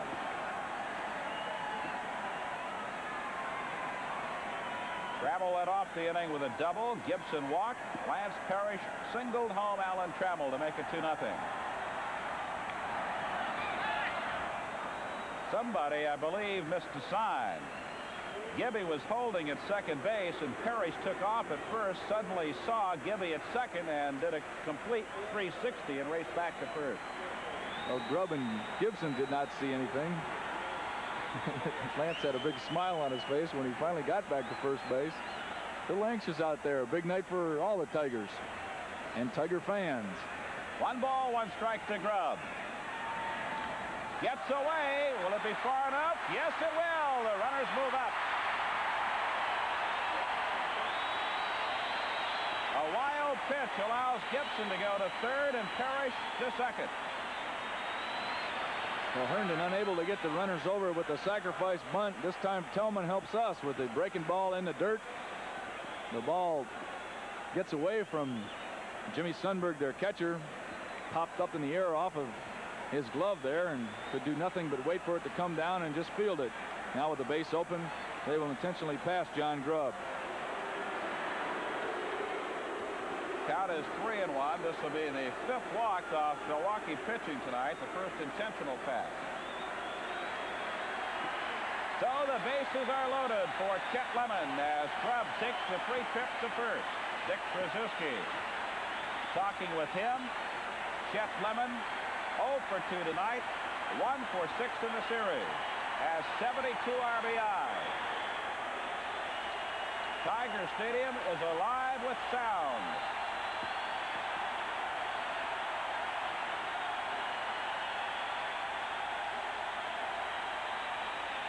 The pitch from Tillman, fouled at the plate, 1 strike. Tillman pretty much a power pitcher, goes right out after you. Good live fastball, normally tails in on the right-handed hitters. Big sweeping slider. Throws a heavy ball. In this situation, obviously he wants to keep it down in the strike zone. Hopefully that Lemon will hit the ball on the ground at someone. Sets up their battling. 1 strike to Lemon. Bases are loaded. 1 out. Here's the 0-1 pitch. Ground ball foul past Alex Travis, and Tillman is quickly in front 0-2. Ran that one back in on his fists. Really tied up Chet. Taking a little extra time there, getting a deep breath of air. Beautiful evening for a baseball game. Last couple days have just been outstanding. Well, the fans have witnessed some great baseball here at Tiger Stadium in the last couple of days. The last season. Here's the 0-2 pitch. Strike called, and Tillman records his first strikeout. There are 2 out. Darrell Evans is the scheduled batter, but we may have a change in pitching before he comes to the plate. Tillman paints the black with the slider right there. You can see Chet couldn't believe the call right there. Good pitch from Tillman's standpoint. Latchman on his way to the mound right now. They have Caldwell ready down in their bullpen. Tim McClellan is going out to see whether Latch is going to make the change. Caldwell continues to throw, and now the call has been made to the bullpen. So Latchman is going with the percentages here in the 6th inning. He brought Tillman on to face Larry Herndon, who attempted to sacrifice but popped it foul. But then the wild pitch allowed the runners to move up, and Grubb was given the intentional pass. Chet Lemon struck out against the right-hander, and now the lefty comes on with Darrell Evans, a left-handed swinger, scheduled to bat for Detroit. And I think with the knowledge, Latchman making this move, that he knows that Sparky wants to keep Evans in this ball game and be part of a ball game where the Tigers have a chance to clinch something. He knows how much that means to Darrell, and I'm sure Sparky will leave Evans in there to face the left-hander. Caldwell had been in their starting rotation for pretty much the balance of the season. You can see right there, his statistics not very impressive. Has a 6.3 win-loss record with a 4.67 ERA. This is his 25th appearance. He has started 19 ball games, does not have a save, has thrown 121 in the third innings, had given up 155 hits, struck out only 30 batters in 121 in the third innings, walked but 20, given up 10 home runs. As a sinker ball pitcher, is not much unlike McClure, who we had seen earlier in the ball game. Will try to throw and establish his sinker away from most of the right-handed hitters. Good breaking ball. Will change speeds on you. Has been around for a number of years. He was the ace of the staff 6 years ago. He won 22 and lost 9. He had 23 complete games, a 2.37 earned run average. As you said, he has been around a long time. Came to the big leagues in 1972, a veteran of 12 years in the major leagues. So it'll be the veteran left-hander against the veteran left-hander as Darrell Evans watches his delivery as he completes his warm-up tosses. And Evans will come to the plate now with 2 out and the bases loaded. Tigers lead it 2-0. They scored a run in the first, have added 1 here in the 6th. Darrell Evans came to the plate last night with the bases loaded. You know he was looking for something he could hit hard someplace, but he drew a walk. Now he has the opportunity again here this evening.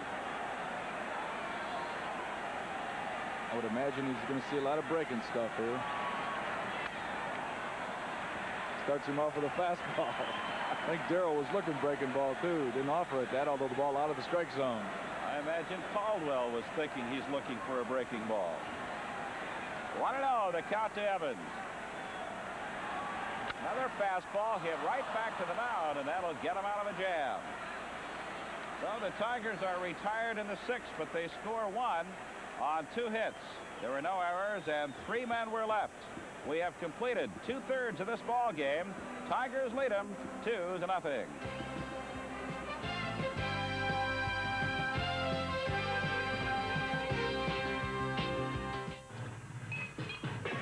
Sounds like there's a bear in the beer.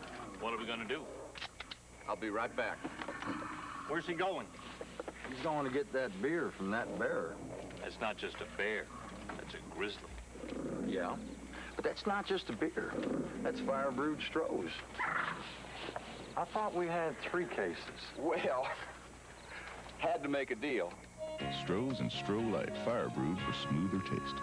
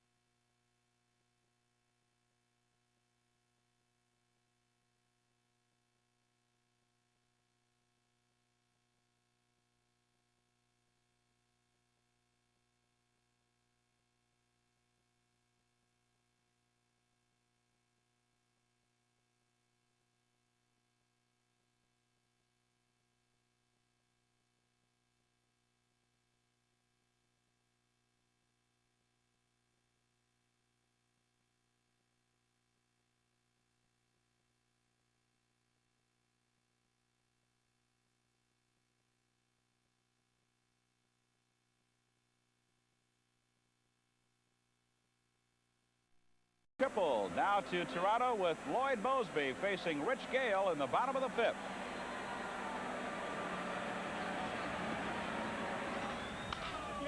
High pop-up down the left field line, shallow. Boggs and Gutierrez let it bounce in front of them. It goes as a base hit, and a run scores. There is a turf base hit. As the wind swirled around in foul ground, blew the ball back in.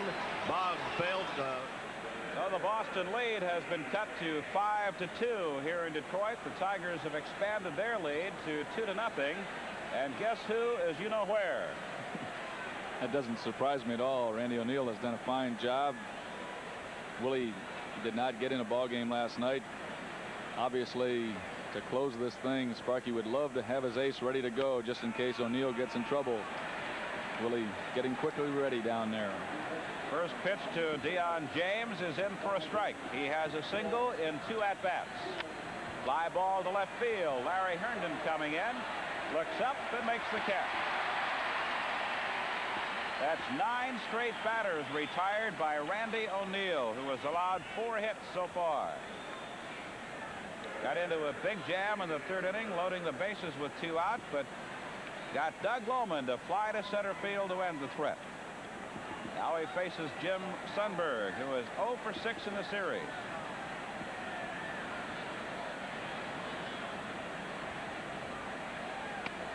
Pitch is in for a strike. Sundberg having a pretty good year for these guys, hitting .270 with 7 home runs. 7 home runs, showing a little bit more power with the Brewers than he did down in Texas. Ground ball foul. 0-2. Well, it's been, as we talked last night, sort of a rebirth for Jimmy. He was really down in the dumps after last year. He hit just a touch over 200, 201, I believe, and was not happy. He was not a happy man, and the trade sort of gave him new life. The 0-2 pitch just missed outside. 1-2. He was the major acquisition for the Brewers over the winter. They thought that a man of his caliber to handle their pitching staff would really help them. He lines it hard deep to left. It's curving foul. 1 ball, 2 strikes to Sundberg.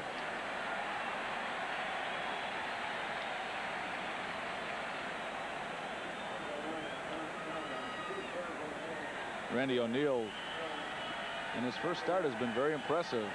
Sparky and Roger have to be very happy with his performance. They threw some pressure on his shoulder to start in a game where this ball club could clinch. I doubt that they will leave that pressure on him as the game progresses. 2-2 to the hitter, Jim Sundberg. Well, both Randy O'Neal and Roger Mason responded beautifully to the pressure put on them. There's a ground ball left side. Alan Trammell throws, got him. 10 straight batters have been retired by the rookie right-hander. 2 are out in the 7th, and Ed Romero will be the batter. You talked to both Mason and O'Neal, and one of the things they say, boy, it's just a treat to pitch in front of a team that can field and catch the balls in the outfield like this Tiger Ball Club can. They did not see that type of performance behind them down in the minor leagues. Well, it's got to give them an extreme amount of confidence to have the defensive alignment behind them that the Tigers have presented them with. 1 strike. Swing and a miss. 0-2. You really compare their records down there. Mason was 9-7 in Evansville, and O'Neal 9-10. As you see the good split-fingered pitch down and in right there on Romero. Got him on strike. 6 strikeout for Randy O'Neal, who races for the dugout. 11 consecutive batters have been retired by the former Gator. No runs, no hits, no errors, and nobody left. We'll go to the bottom of the 7th. Tigers lead them 2-0. Now we'll take a look at the standings as they were starting today's play. The big race, of course, in the American League West, the National League West, pretty much wrapped up by San Diego. Padres with a 9-game lead over Houston. Atlanta 10 back. The Dodgers 11. Cincinnati and San Francisco are deadlocked at 21 and a half. In the Eastern Division, the Cubs 8.5 games in front of the Mets. The Phils 10.5 behind. The Cardinals 11.5, followed by Montreal and Pittsburgh. The great race is in the American League West. Kansas City with a 1-game lead over Minnesota, a 1.5 games over the Angels. Oakland and Chicago are tied, followed by Seattle and Texas. And in the East, well, the Tigers a 12-game lead over Toronto. Baltimore 15 back, followed by the Yanks, the Red Sox, Cleveland, and Milwaukee.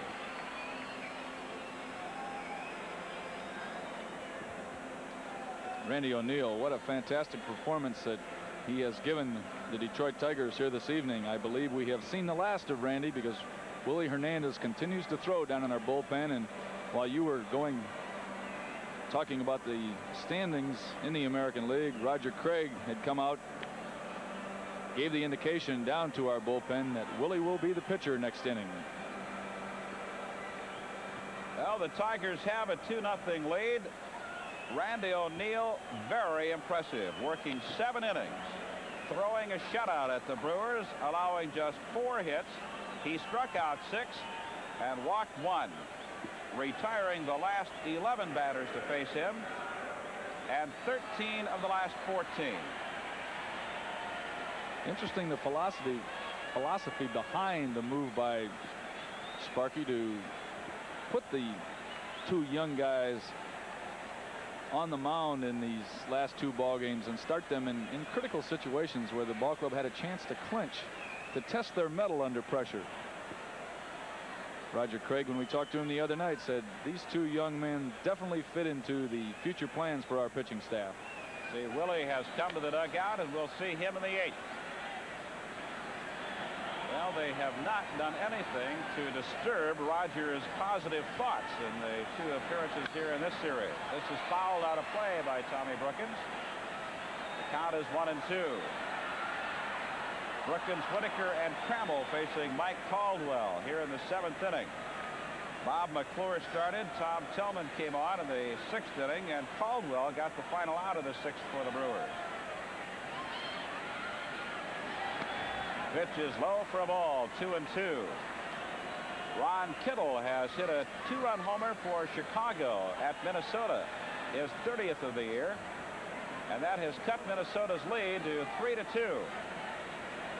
2-2 pitch, way outside. Full count.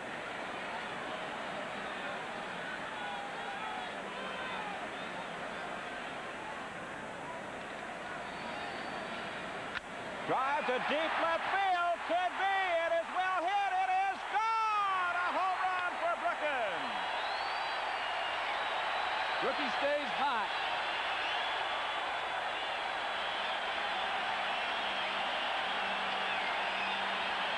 Crowd comes alive.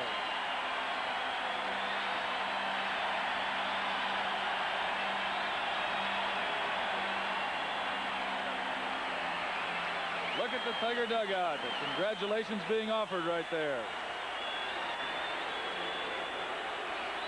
Fastball up the middle of the plate. Drills it deep. Tommy Brookins' 5th home run of the season. And Lou Whitaker will be the batter. That makes it a 3-0 ball game. Brookins has hit 4 of his 5 home runs in the last 30 ball games, 20 ball games.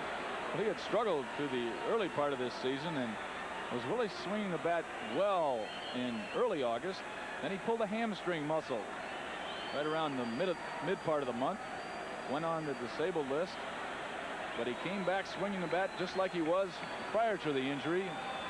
Really making a contribution here. Wants to come back and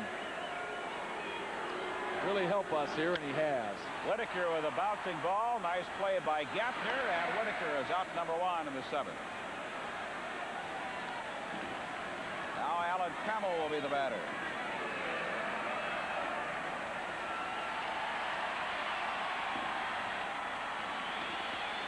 Allen has 2 doubles in 3 at-bats. He has extended his hitting streak to 7 games. He has hit safely in 13 of the last 14. He's had a pretty healthy series. 3 hits in 7 at-bats, 2 of them doubles. 1 strike to Tram.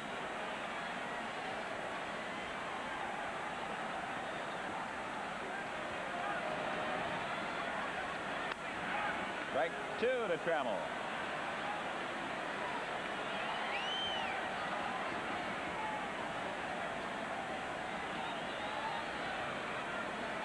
Here's the 0-2 pitch. Outside, and it's 1 ball, 2 strikes. Tigers scoring single runs in the 1st, 6th, and 7th. This is fouled out of play, and it's 1-2.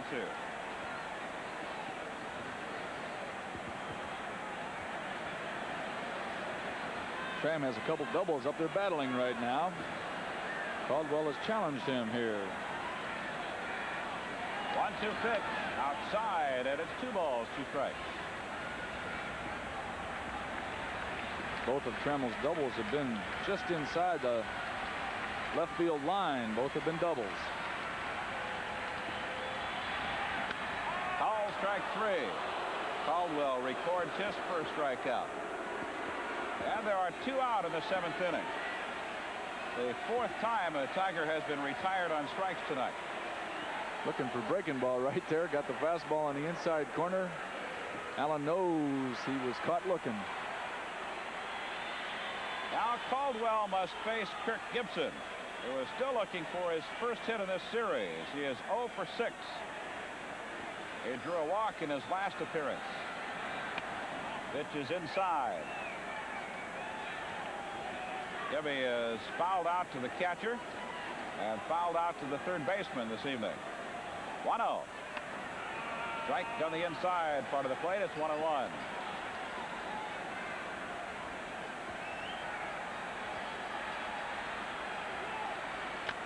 Bouncing ball down the first baseline. Cooper handles it, and the side is retired. But the Tigers get 1 on the round tripper by Tommy Brookins. 1 run, 1 hit, no errors, and nobody left. We have played 7. The Tigers lead Milwaukee 3-0.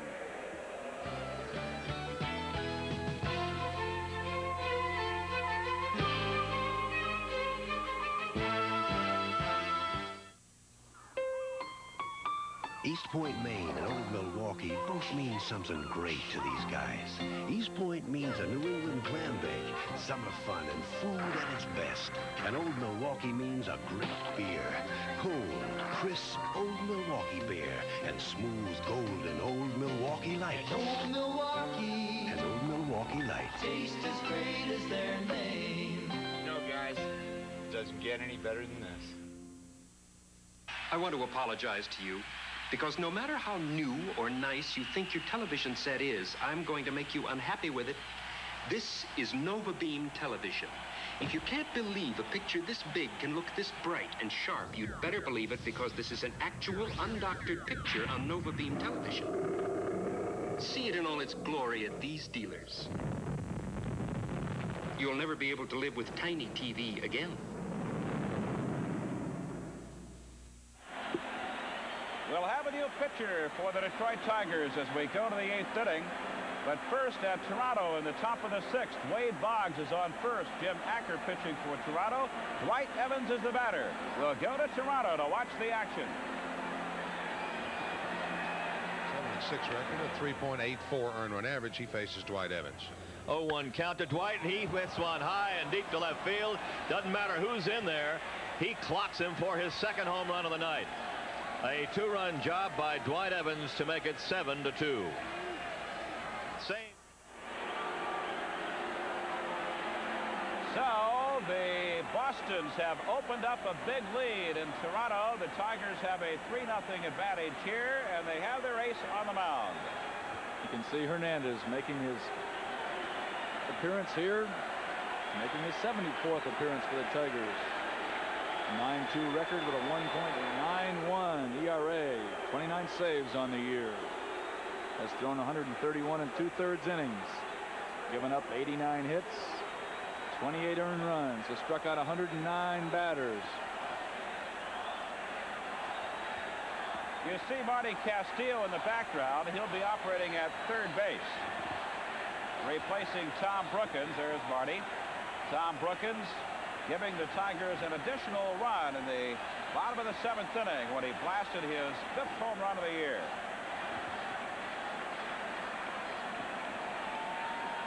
Tigers lead it 3-0. A brilliant 4-hit shutout through 7 innings by the rookie right-hander Randy O'Neal.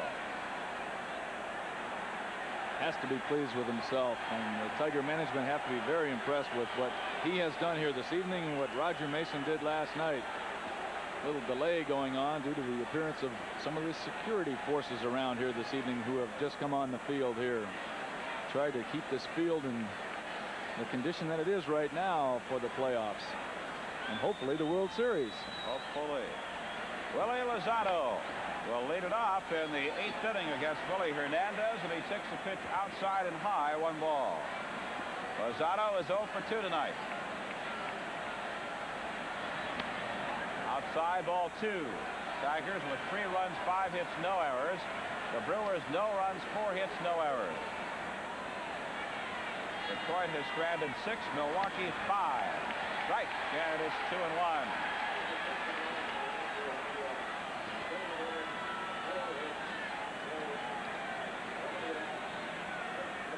Here's the 2-1 pitch from Willie. Got it over, and it's an even count at 2-2.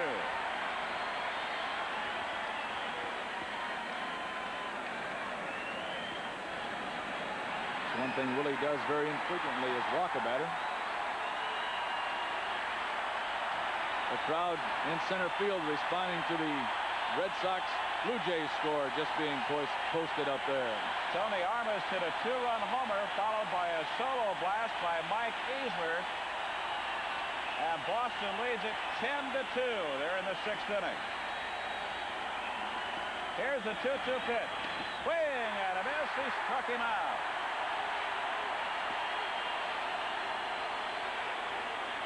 Willie picking up where Randy O'Neal left off. The 7th strikeout of the night for Tiger pitchers. Good screwball right there against Lozano. That's 12 consecutive batters to go down in front of Detroit pitching here in the late stages of this ball game. And Robin Yount is the batter. Fouls the first pitch out of play along the right field line. There's no excitement around this ballpark here tonight, is there? It has been something since the gates opened a couple of hours before this game got underway. It has been nothing but noise and excitement, enthusiasm, loud cheers. Drive to right field will drop in for a base hit. Gibby races over, picks it up, and Yount slams on the brakes. Good play by Gibby to hold him to a single.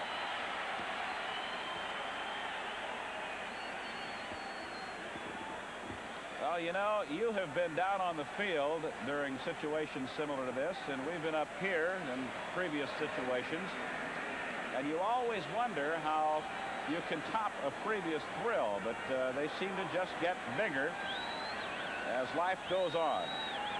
But as we've all pointed out, there's still a lot of work to be done before this 1984 season comes to a successful conclusion. You take each step with a different level of euphoria or jubilation. You know that the hard part is behind you now if the Tigers can hold on here and win. First step is to win your division, then the playoffs. One step at a time. 0-2 to Jimmy Gattner. Runner at first with 1 out. Inside, it's 1 ball, 2 strikes. They win tonight. It'll be only the 2nd time in the American League history that a team has won wire to wire. 1927 Yankees. The Babe Ruths and the Lou Gehrigs. Here's the 2-2 pitch. Way inside, backs him off. And it's a full count to Jimmy Gattner.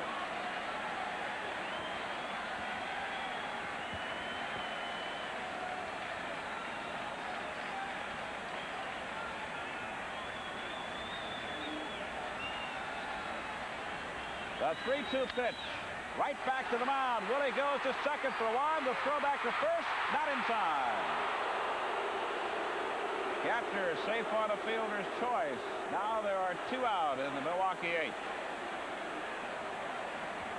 Willie's a pretty good fielder here. Good athlete out there. Fields his position well. Comes up with the play. Makes a good throw to Tram right here. Gantner runs good. Just does beat the relay from Trammell. Well, the big cheer is for the score that we passed along to you a moment ago as you take another look at the force at second. Boston leading Toronto 10-2 in the 6th inning at Exhibition Stadium.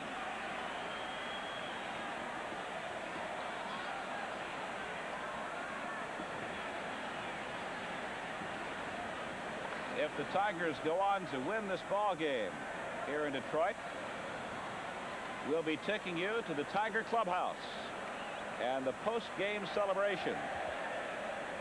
So we invite you to stay with us following the conclusion of this game. Darrell Evans had gone to the dugout to get a new glove and is now returning to the field.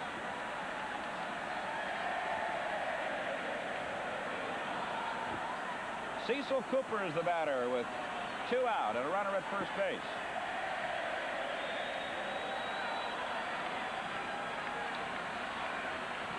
Cooper is 1 for 2 officially tonight. Fly ball to right field. Gibby is there. Side is retired in the 8th. For Milwaukee, no runs, 1 hit. No errors and 1 man left. We'll go to the bottom of the 8th inning. Tigers lead them 3-0. Well, we'll take a look at the scores elsewhere around the major leagues. A lot of action going on this evening, but the 2 big games the Tiger fans are interested in, this one here and that one there. Boston leading Toronto 10-2. They're in the 6th inning at Exhibition Stadium. The Yankees pounding Baltimore 8-0. They're in the 7th in the Bronx. Minnesota leads the White Sox in an important Western Division game. 3-2. They're in the 4th inning. 3 late starters. Kansas City at California, Cleveland at Seattle, and Texas at Oakland. In the National League, the finals this afternoon. San Diego blanks Cincinnati 2-0. Pittsburgh beats Chicago 6-2. They're in the 8th inning in Philadelphia with the Mets and Phils deadlocked at 5 runs each. Los Angeles lead and Atlanta are tied at 4 runs each. They're in the 6th. Montreal, St. Louis deadlocked 4 runs each in the 4th. And San Francisco leads Houston 4-1 in the 2nd. 48,810 the attendance here at the old ball yard tonight. Tigers went over the 2.5 million mark last evening and tacked on another 48,000 plus here this evening. They came early and undoubtedly will stay late. They've had a big time so far. The big celebration is yet to come, and it will be going on throughout the city of Detroit, the state of Michigan, and much of the immediate Midwestern area as the Tigers are about to move into a clear-cut American League Division title. Lance Parrish will lead it off for Detroit in the 8th inning. He'll be followed by Larry Herndon, and then John Grubb is the scheduled batter. Bob McClure started this ball game. Tom Tillman came on in the 6th inning, worked 2/3, and Mike Caldwell pitched the Brewers out of a big jam in the 6th inning, getting the final out to close out what looked to be a big uprising for Detroit. The Tigers ended up with just 1 run in the inning. Lance Parrish has driven home 2 of the 3 Detroit runs. Takes the pitch high for a ball. Lance had a run-scoring single in the opening inning and added a run-scoring single in the 6th. Ground ball foul over by Larry Herndon rolls away. 1-1. Tigers have 3 runs, 5 hits, no errors. The Brewers, no runs, 5 hits, and no errors. The 1-1 pitch. Inside, and it's 2-1.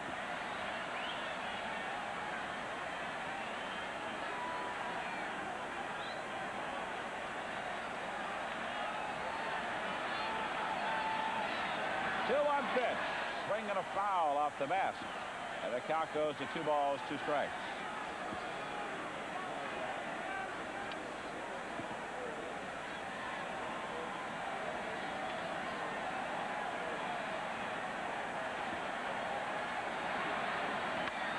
This is popped up. Cecil Cooper has come on. He makes the catch. And there's 1 out in the 8th inning.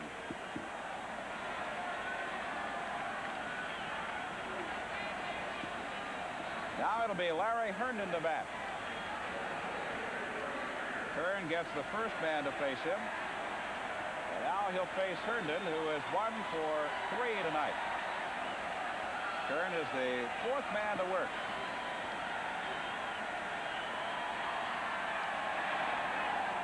Check the swing.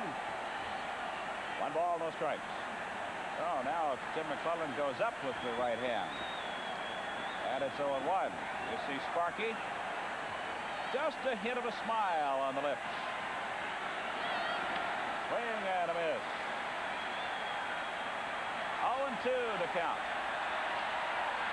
The wave is on. It started at about 7:25 here at Tiger Stadium. Swing and a foul back on the screen.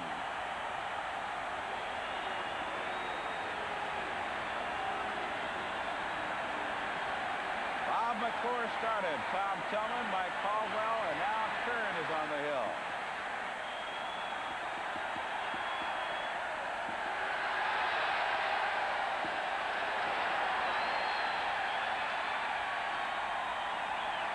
Bill Frahan has gone to the Tiger clubhouse. At the conclusion of this game, we'll join him there. Strike 3 called. And Kern posts his first strikeout of the night. 2 are gone in the 8th inning. And John Grubb, who came into the ball game as a pinch hitter for Barbaro Garbe in the 6th, comes to the plate.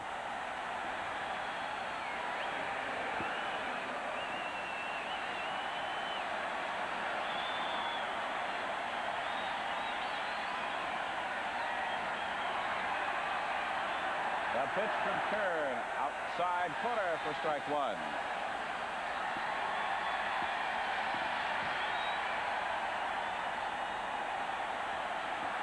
Here's the 0-1 pitch. Swing and a foul, and it's 0-2. For Milwaukee in the ninth, the scheduled batters are Doug Bowman, Bobby Clark, and Deion James.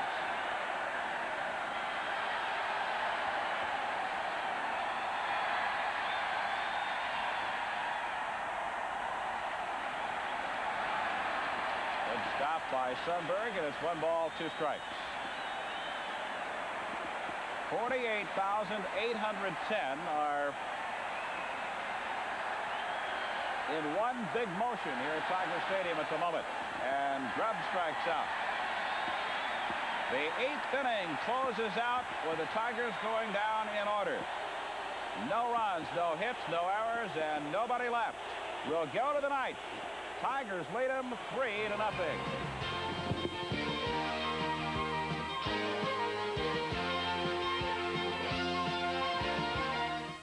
Nobody gets you into sports like the writers from the Free Press. Writers like Gene Guidi.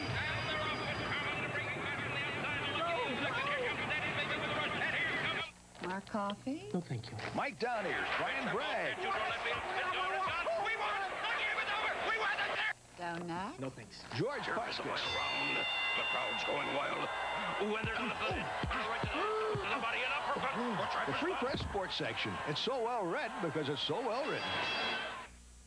I want to apologize to you because no matter how new or nice you think your television set is, I'm going to make you unhappy with it. This is Nova Beam television. If you can't believe a picture this big can look this bright and sharp, you'd better believe it because this is an actual undoctored picture on Nova Beam television. See it in all its glory at these dealers. you'll never be able to live with tiny TV again.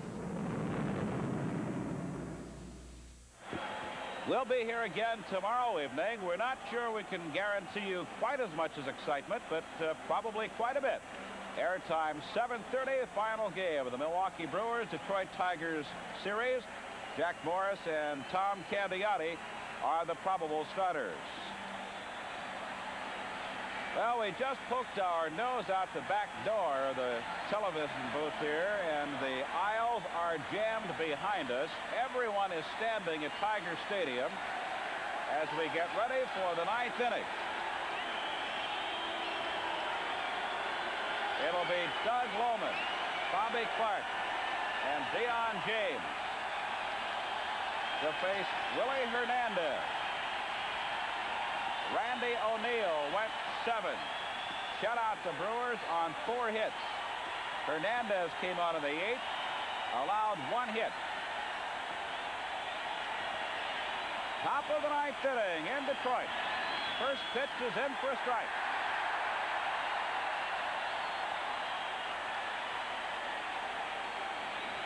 A few souls are seated at Tiger Stadium.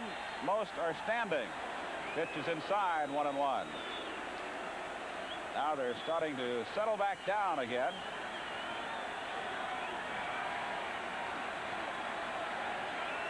Bowman 0 for 3 tonight. 1-1 pitch. High fly to center field. Chet Clement over to his right. He's there. 1 out.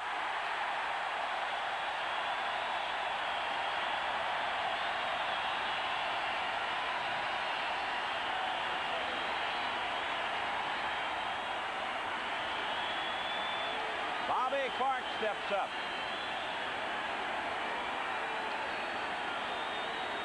The efficiency of the left-hander Willie Hernandez on display as the Tigers trying to close out the race in 1984. Swing and a foul.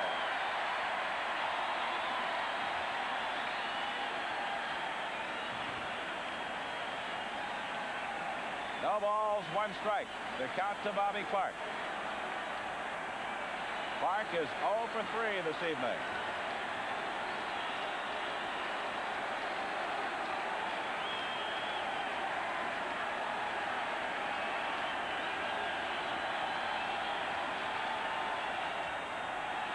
Good look at Willie. Ready to deliver 0-1.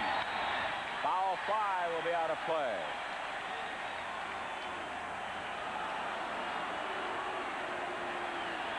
You can see these fans are not going to stay off the field tonight. Tiger management hopes that most will. Here's the 0-2 pitch. Ooh, didn't miss by much. 1 ball, 2 strikes.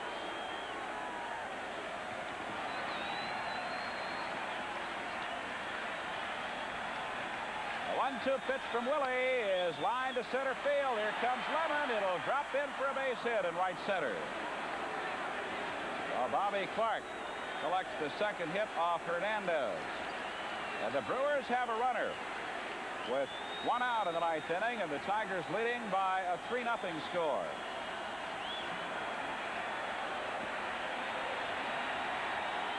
Mark Frohard will be the pinch hitter, and the Tiger bullpen crew very wisely is coming to the dugout. That will eliminate a long and perhaps dangerous race after the final out. Frohard drives it to left field. There's Herndon. Got it. 2 are out.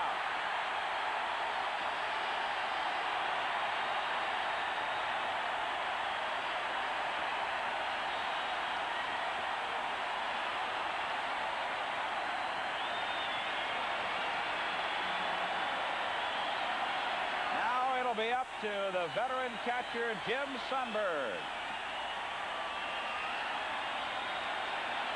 Bobby Clark is at first base with 2 out in the top of the 9th. Swing and a miss.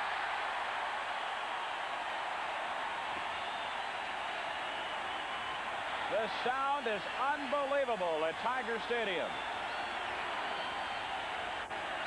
A jam-packed Tiger dugout. Inside, 1-1.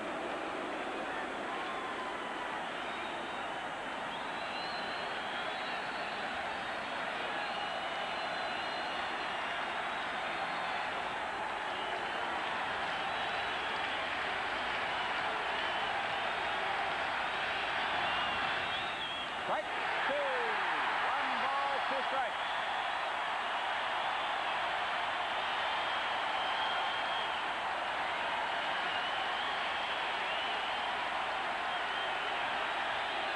Willie Hernandez about to close him out. But it'll take another pitch. 2-2 to Sundberg.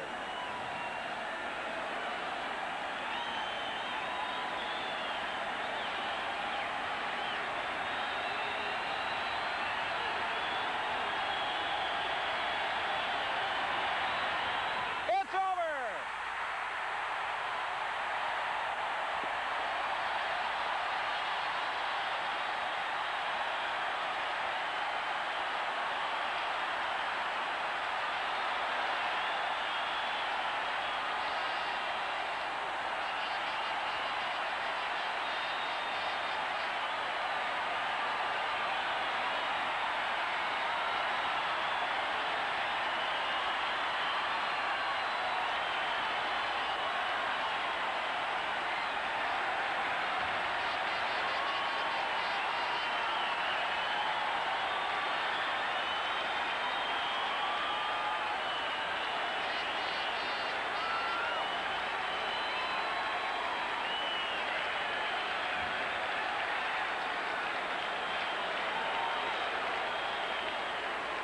The Tigers begin to enter the clubhouse as the fans celebrate on the field.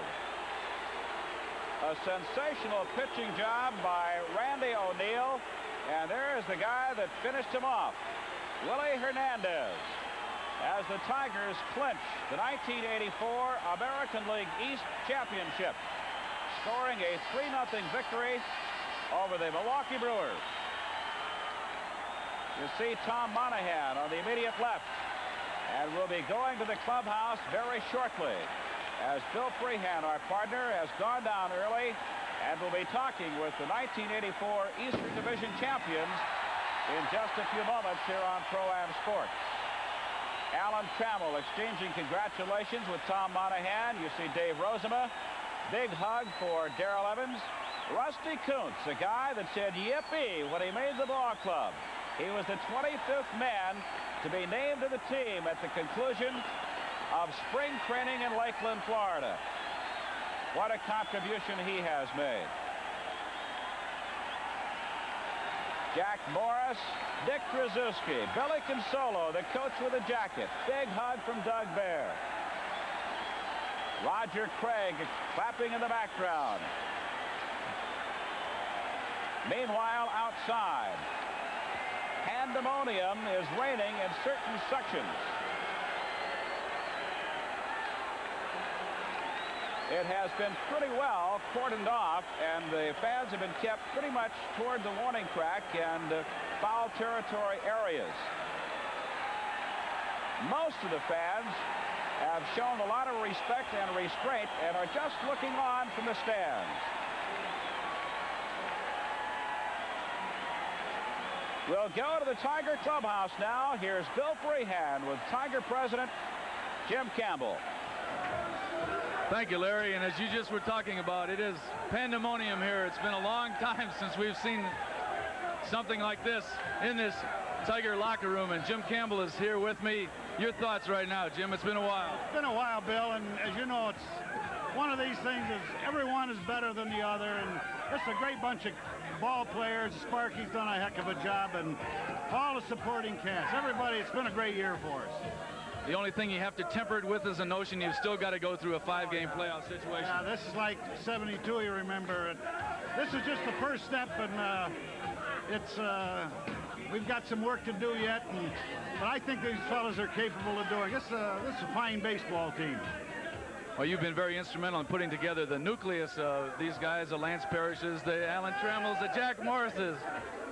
Some of these guys have never been here before. I think you and I have stood here before, and it's something they'll never forget. It's a thrill you never get over, and it's just a lot of fun, and everybody should enjoy it. Let's get a couple of guys up here. Lance. As you can see, the celebration goes on. Lance Parrish is coming up here with me. Big boy, it's been a long time. I'm sure you dreamed of a situation. It's all about right here. I just hope we can go all the way. This is a lot of fun, but I can't imagine how much fun it'd be if we win it all. Well, this is step one. Right now.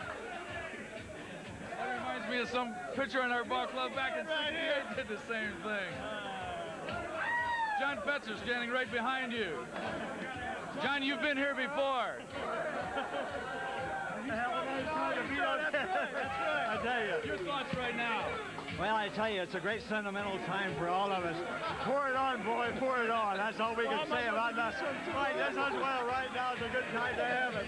This is right. This is great. I love it. I love it. I tell you, the mic will probably get a little fluttered. That's all right with us, isn't it? Well, it burns, I know that, but it burns good. Burns from the eye. Burns good. Yeah, right.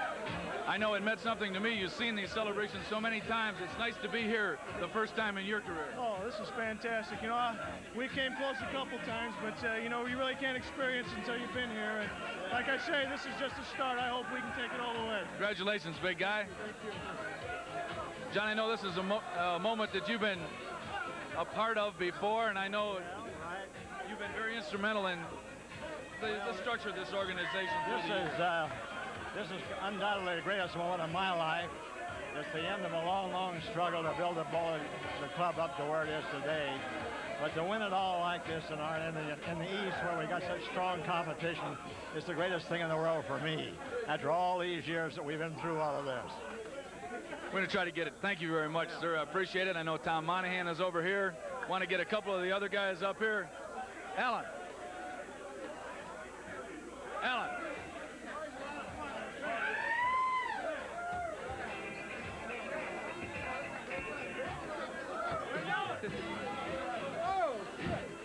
Outside of being soaking wet, what's it feel like? It's got to be a moment that you're going to treasure for a long time. That's right. This is the first celebration of hopefully 3, but what can we say? We've risen to the occasion every time this season. This is a great moment right now in my life. Right now, you don't want to have any thoughts about the playoffs or anything. Just relish this moment. That's right. Just relish this moment and enjoy it with the guys. And I know you've been with us a long time, and hopefully we can redo 68. It's really got a big thrill for a lot of these guys, and we've talked about the reasons for winning, and it's really a team victory this year. Certainly it is. It's just a team victory. You know, what can you say about Willie Hernandez? I believe he should be the MVP of our league. Remains to be seen, but it's been a total team effort. Thank you. All right, Alan, Bill, thank you. Let's get Tom Monahan in here. Tom, what does it feel like to be part of this situation? The first time you've been an owner, the only owner that's never been out of first place. Numb. Absolutely numb. I can't believe it. As a sports fan, does this happen every year? maybe it will in your situation. It doesn't really. It's been a long time, as Jim Campbell and I were talking about, but it's got to be almost a dream come true for you being a sports fan growing up in this area all your life. Oh, and suffering with the Tigers all my life, too. You bet.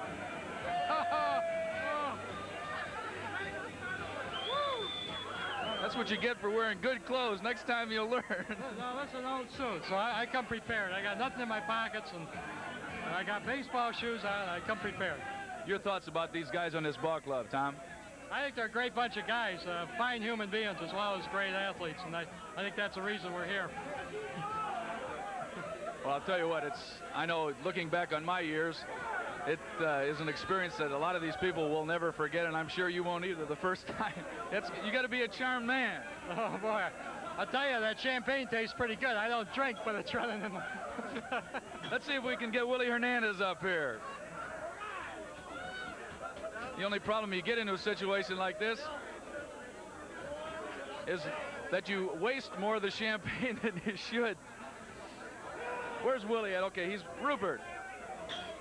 How's it feel, big boy? I don't think you've ever been in a situation like this, a post-game or a post-season celebration, have you? Well, I was with the Yankees in 1980, but I was hurt most of the year. But I came in the clubhouse after the game. I tell you, the excitement here is much more intense. This is probably the best year that I ever had in my life. I'm so happy to be here. I thank God for the opportunity of being here. Well, it's got to be a great thrill for you to know in your own mind that you made such a major contribution to this ball club this year, especially knowing that at the first 2 weeks of the season, you're sitting home wondering if you had a job in professional sports. Hey, good things come to those who wait. So consequently, I had the opportunity, and I'm just happy that I was able to do what I did. And the people in Detroit, you deserve all of this, because without you, it couldn't have been possible. Thanks a lot, big guy. Let's see if we can get Jack Morris up here. now that you've been getting everybody else to transfer this thing, you've been part of this nucleus for a few years, Jack. What's this feeling like right now? Well, this is what I guess we all play for. You know, I hope we can have this in a couple more weeks in the series, but this is the moment. We're all so happy. It's great. It is. Any bittersweet things in your mind, knowing that you got to go through a playoff situation after the season is over? Well, I can't afford to drink too much of this tonight because I got a job to do tomorrow, but it's just a great moment. Everybody's having so much fun here. We're just so happy. You've seen this scene so many times, and other guys have been there. It's a special moment when you're there. Well, that's just it. You know, you've been through it. You know, you've been poured on before, and this is it. We're happy. It can be a very dangerous thing. Go ahead, enjoy yourself, big guy, and good luck tomorrow. I'm sure all the guys will be right behind you, way back. Obviously, as you can see, the view around the locker room here is pandemonium and everything like that.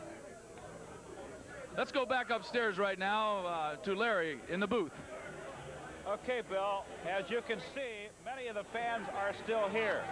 The field has been pretty much cleared by the law enforcement officers. A lot of debris around, of course, but the fans are off the field. There are a number of them along the warning track, along the third base line.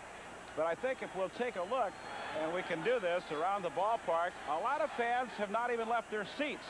They're still standing. They are watching. They are enjoying the glow of the moment.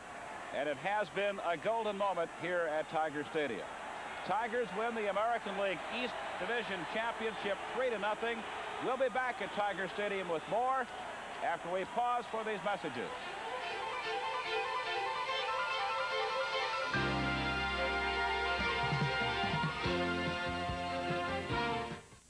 I want to apologize to you because no matter how new or nice you think your television set is, I'm going to make you unhappy with it. This is Nova Beam television. If you can't believe a picture this big can look this bright and sharp, you'd better believe it because this is an actual undoctored picture on Nova Beam television. See it in all its glory at these dealers. You'll never be able to live with tiny TV again. It's back, and this time, no one escapes.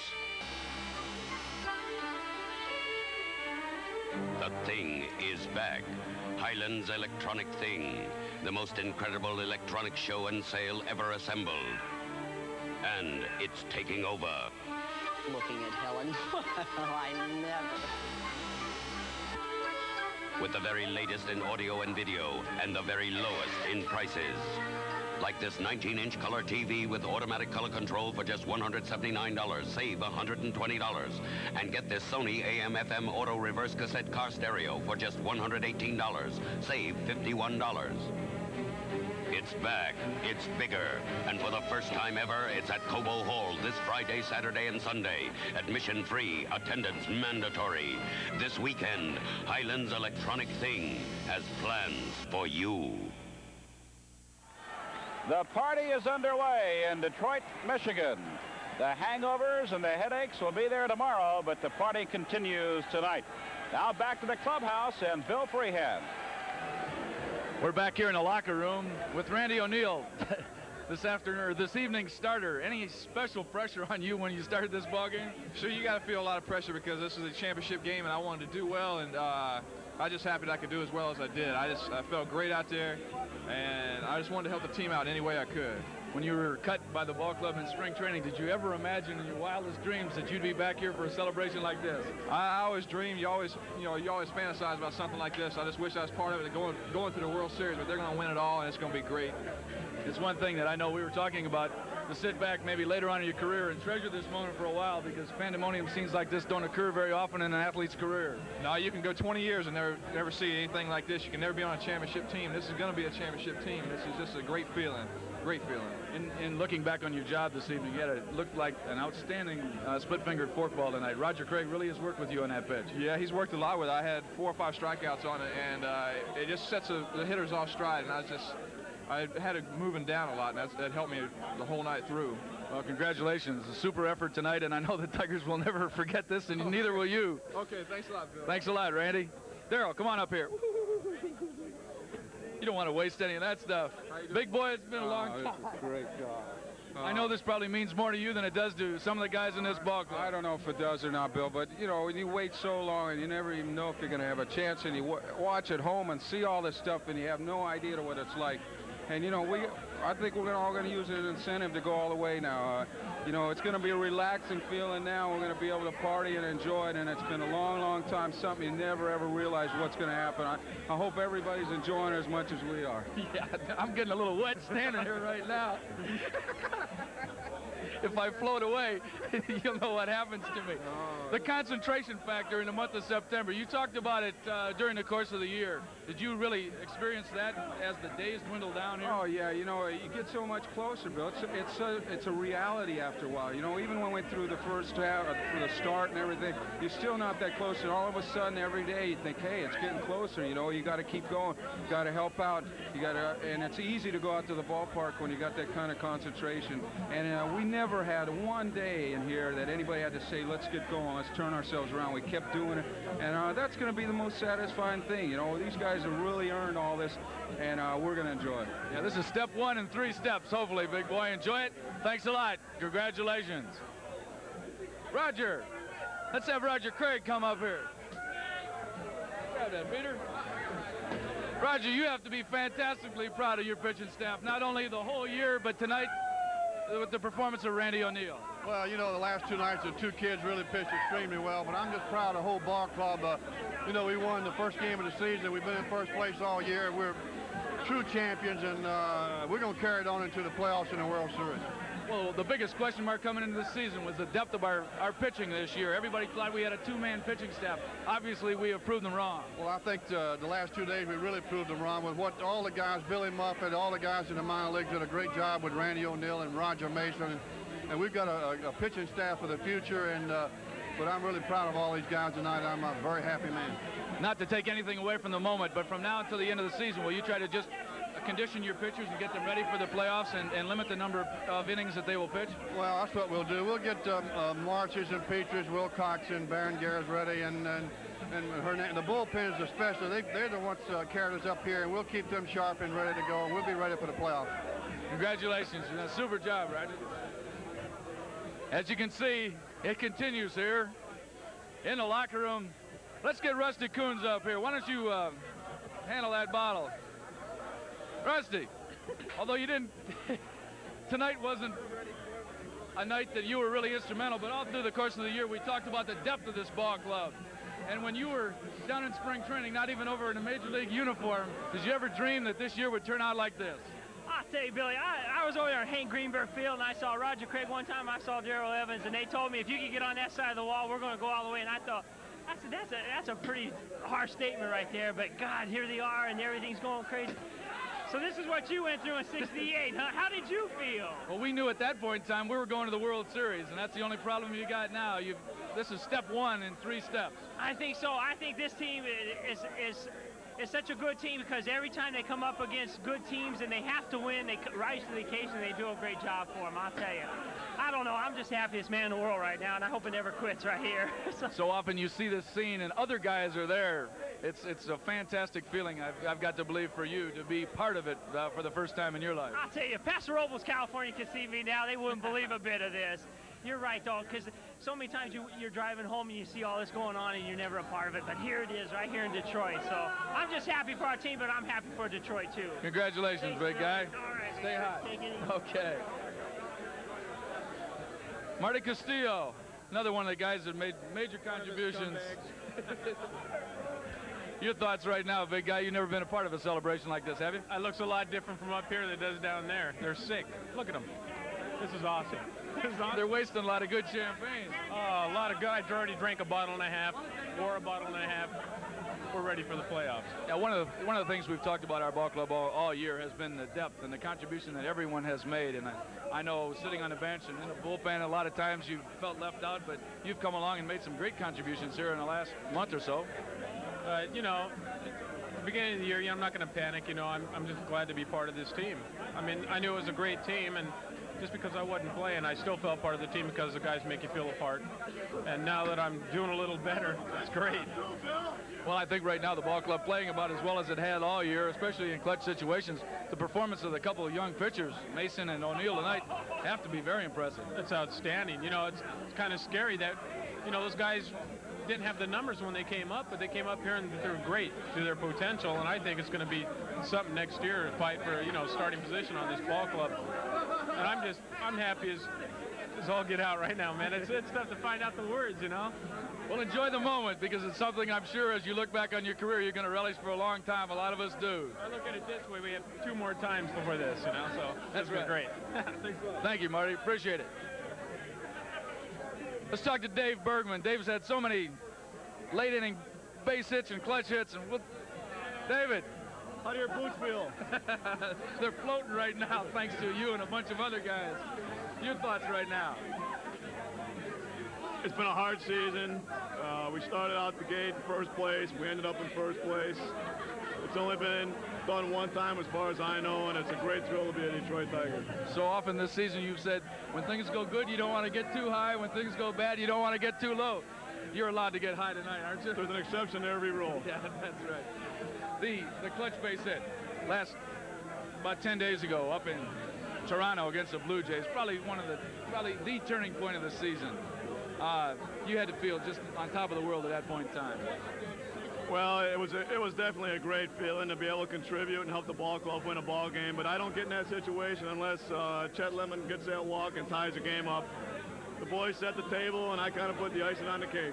You've seen the celebration so many times, and other guys have been there. It's got to be a special thing that you'll treasure for a long time tonight. This has probably been the biggest thrill of my career because I feel like I've been a big part of this ball club. In other years, I was on the ball club. My role wasn't real big, but I feel like I really contributed this year, and I'm very proud of myself and this ball club. Thanks a lot, Dave. Appreciate it, big guy. Go enjoy yourself. Where'd Tommy Brookins go? I know Tommy was here a second ago. I think somebody else captured him for a second. This is, as we've been talking about, something that a bunch of us look back on that have been here before, including management, and it happens very infrequently in your career. Tommy Brookins is here with me right now. You got to feel great right now, Tommy. Oh, I'm on top of the world right now. I think every ball player, when he signs, he's got 2 things in mind. One of them is to get to the big leagues, and the other is to participate in something like this. So we got 2 more to go, though. We want to get the playoffs in the series, but right now we're going to have a good time. That home run tonight had to feel special for you. Just adding on an extra run, very important at that point in time. Well, it's a lot of fun doing good in a big game, that's for sure. And I was just, swung hard in case I hit it, and I hit it hard and it went out. Other than that, it's a great season for us. Well, you've been part of the nucleus of this ball club, the Whitakers, the Trammels, yourself, Parrish, Morris, Petrie, people like that. You've dreamed of this, for 5 or 6 years. Did you ever think it was really going to be realized? Well, I think we realized we had a real good chance when we got off to the start we got off to this year. You can't say enough about the quick start. It gave us a tremendous amount of confidence, and we knew we had a good ball club and could beat anybody, and it was just a matter of, wearing down the grind. You know how that goes. You've been there yourself, so you know how the grind, just take it day by day, and hopefully you'll win more than you lose. Yeah, it's been very tough for a ball club. In fact, it's not been since 1927 that any team, since the Yankees then went wire to wire, to look over your shoulder. That's been quite difficult for this type of ball club to know that sometimes people would prefer to be maybe 1 or 2 games behind a team and let them look over their shoulder. It's been a special year for this team. Well, there's no doubt about that. Anytime you win it, it's always considered a special year. You hear all stories about, well, you guys got to kick back now and you won't be sharp for the playoffs and all that, but hey, it's better to know that you're in right now than to be worrying about another 2 weeks to go before you got to realize it. Well, thanks a lot, Tommy. Enjoy yourself. Okay, stay hot. Gibby. What's the matter? You look like you've been out sweating just a little bit. Well, the way I've been playing lately, I haven't been sweating much, Bill, but... No, that's just the last 2 nights. You've been so hot for the last couple months, a couple offers aren't going to bother anybody. No, they're not, and, I'm glad to get this part of it over with. We still have to keep things in perspective. We realize that we want to do this 2 more times this year, and I'm really looking forward to it, and I'm going to get a couple days rest here, which I'll really be looking forward to, and then I'll get myself in shape for the playoffs. Never turn your back on some of your teammates in this situation. You're get dangerous. I found that out more than once. Obviously, you've seen a lot of athletes in locker room situations like this before, and they've been you've been sort of envious of them. Your thoughts right now? Well, to tell you the truth, I was going to try and keep myself very toned down for this, but it just didn't happen. I didn't realize, like I say, our main goal is a World Series, I think. And I didn't realize, I thought, well, this is really nothing because we want to get to the World Series, but this is one step towards the World Series. And I got out there and I saw the way the fans were and the electricity was building, and it was just unbelievable. You know, it's one of the best times of my life, and I think things can only get better. Any extra special feelings knowing that you come from Detroit and from this area and having come down here when you were a kid and maybe dreaming of playing in this ballpark when you were a kid? You know, I remember sitting in my classroom. I don't remember what grade I was in 1968, watching you and Al Kaline. You guys are two of my favorites. Why? I don't know why. But do what my dream is now. And it, you know, there's going to be extra satisfaction, no doubt about it. Well, when you get older, you get smarter, and then you learn the reality around here. Thanks a lot, Gibby. Good luck. Stay hot, big guy. Appreciate it. Sparky, congratulations, sir. You've been here before. Your thoughts right now? Well, Billy, I think you've been with us, you know, every spring, and you know how they work this year, and you've helped Len so much. And you've seen, when I left camp this year, the last day I told them, it's the best club I ever seen work. Now just go play, and that's what they did. And they played together, and they fought together. And I think anytime you do that, you're going to be successful. If you have talent, we have talent. There's got to be special thoughts for you coming over to this organization after the situation with Cincinnati. We've seen it talked about in the newspapers, and you've really taken a good nucleus of young players here and molded them into players that know how to play the game and know how to win. I've always said this, Billy, good managers manage good players. You know, I don't think there's such a thing as good managers, but I do think there's a system. And Jim Campbell and Bill LaJoy, to me, have worked so good together. Never once in my 5 years have they said no to me when I asked for something.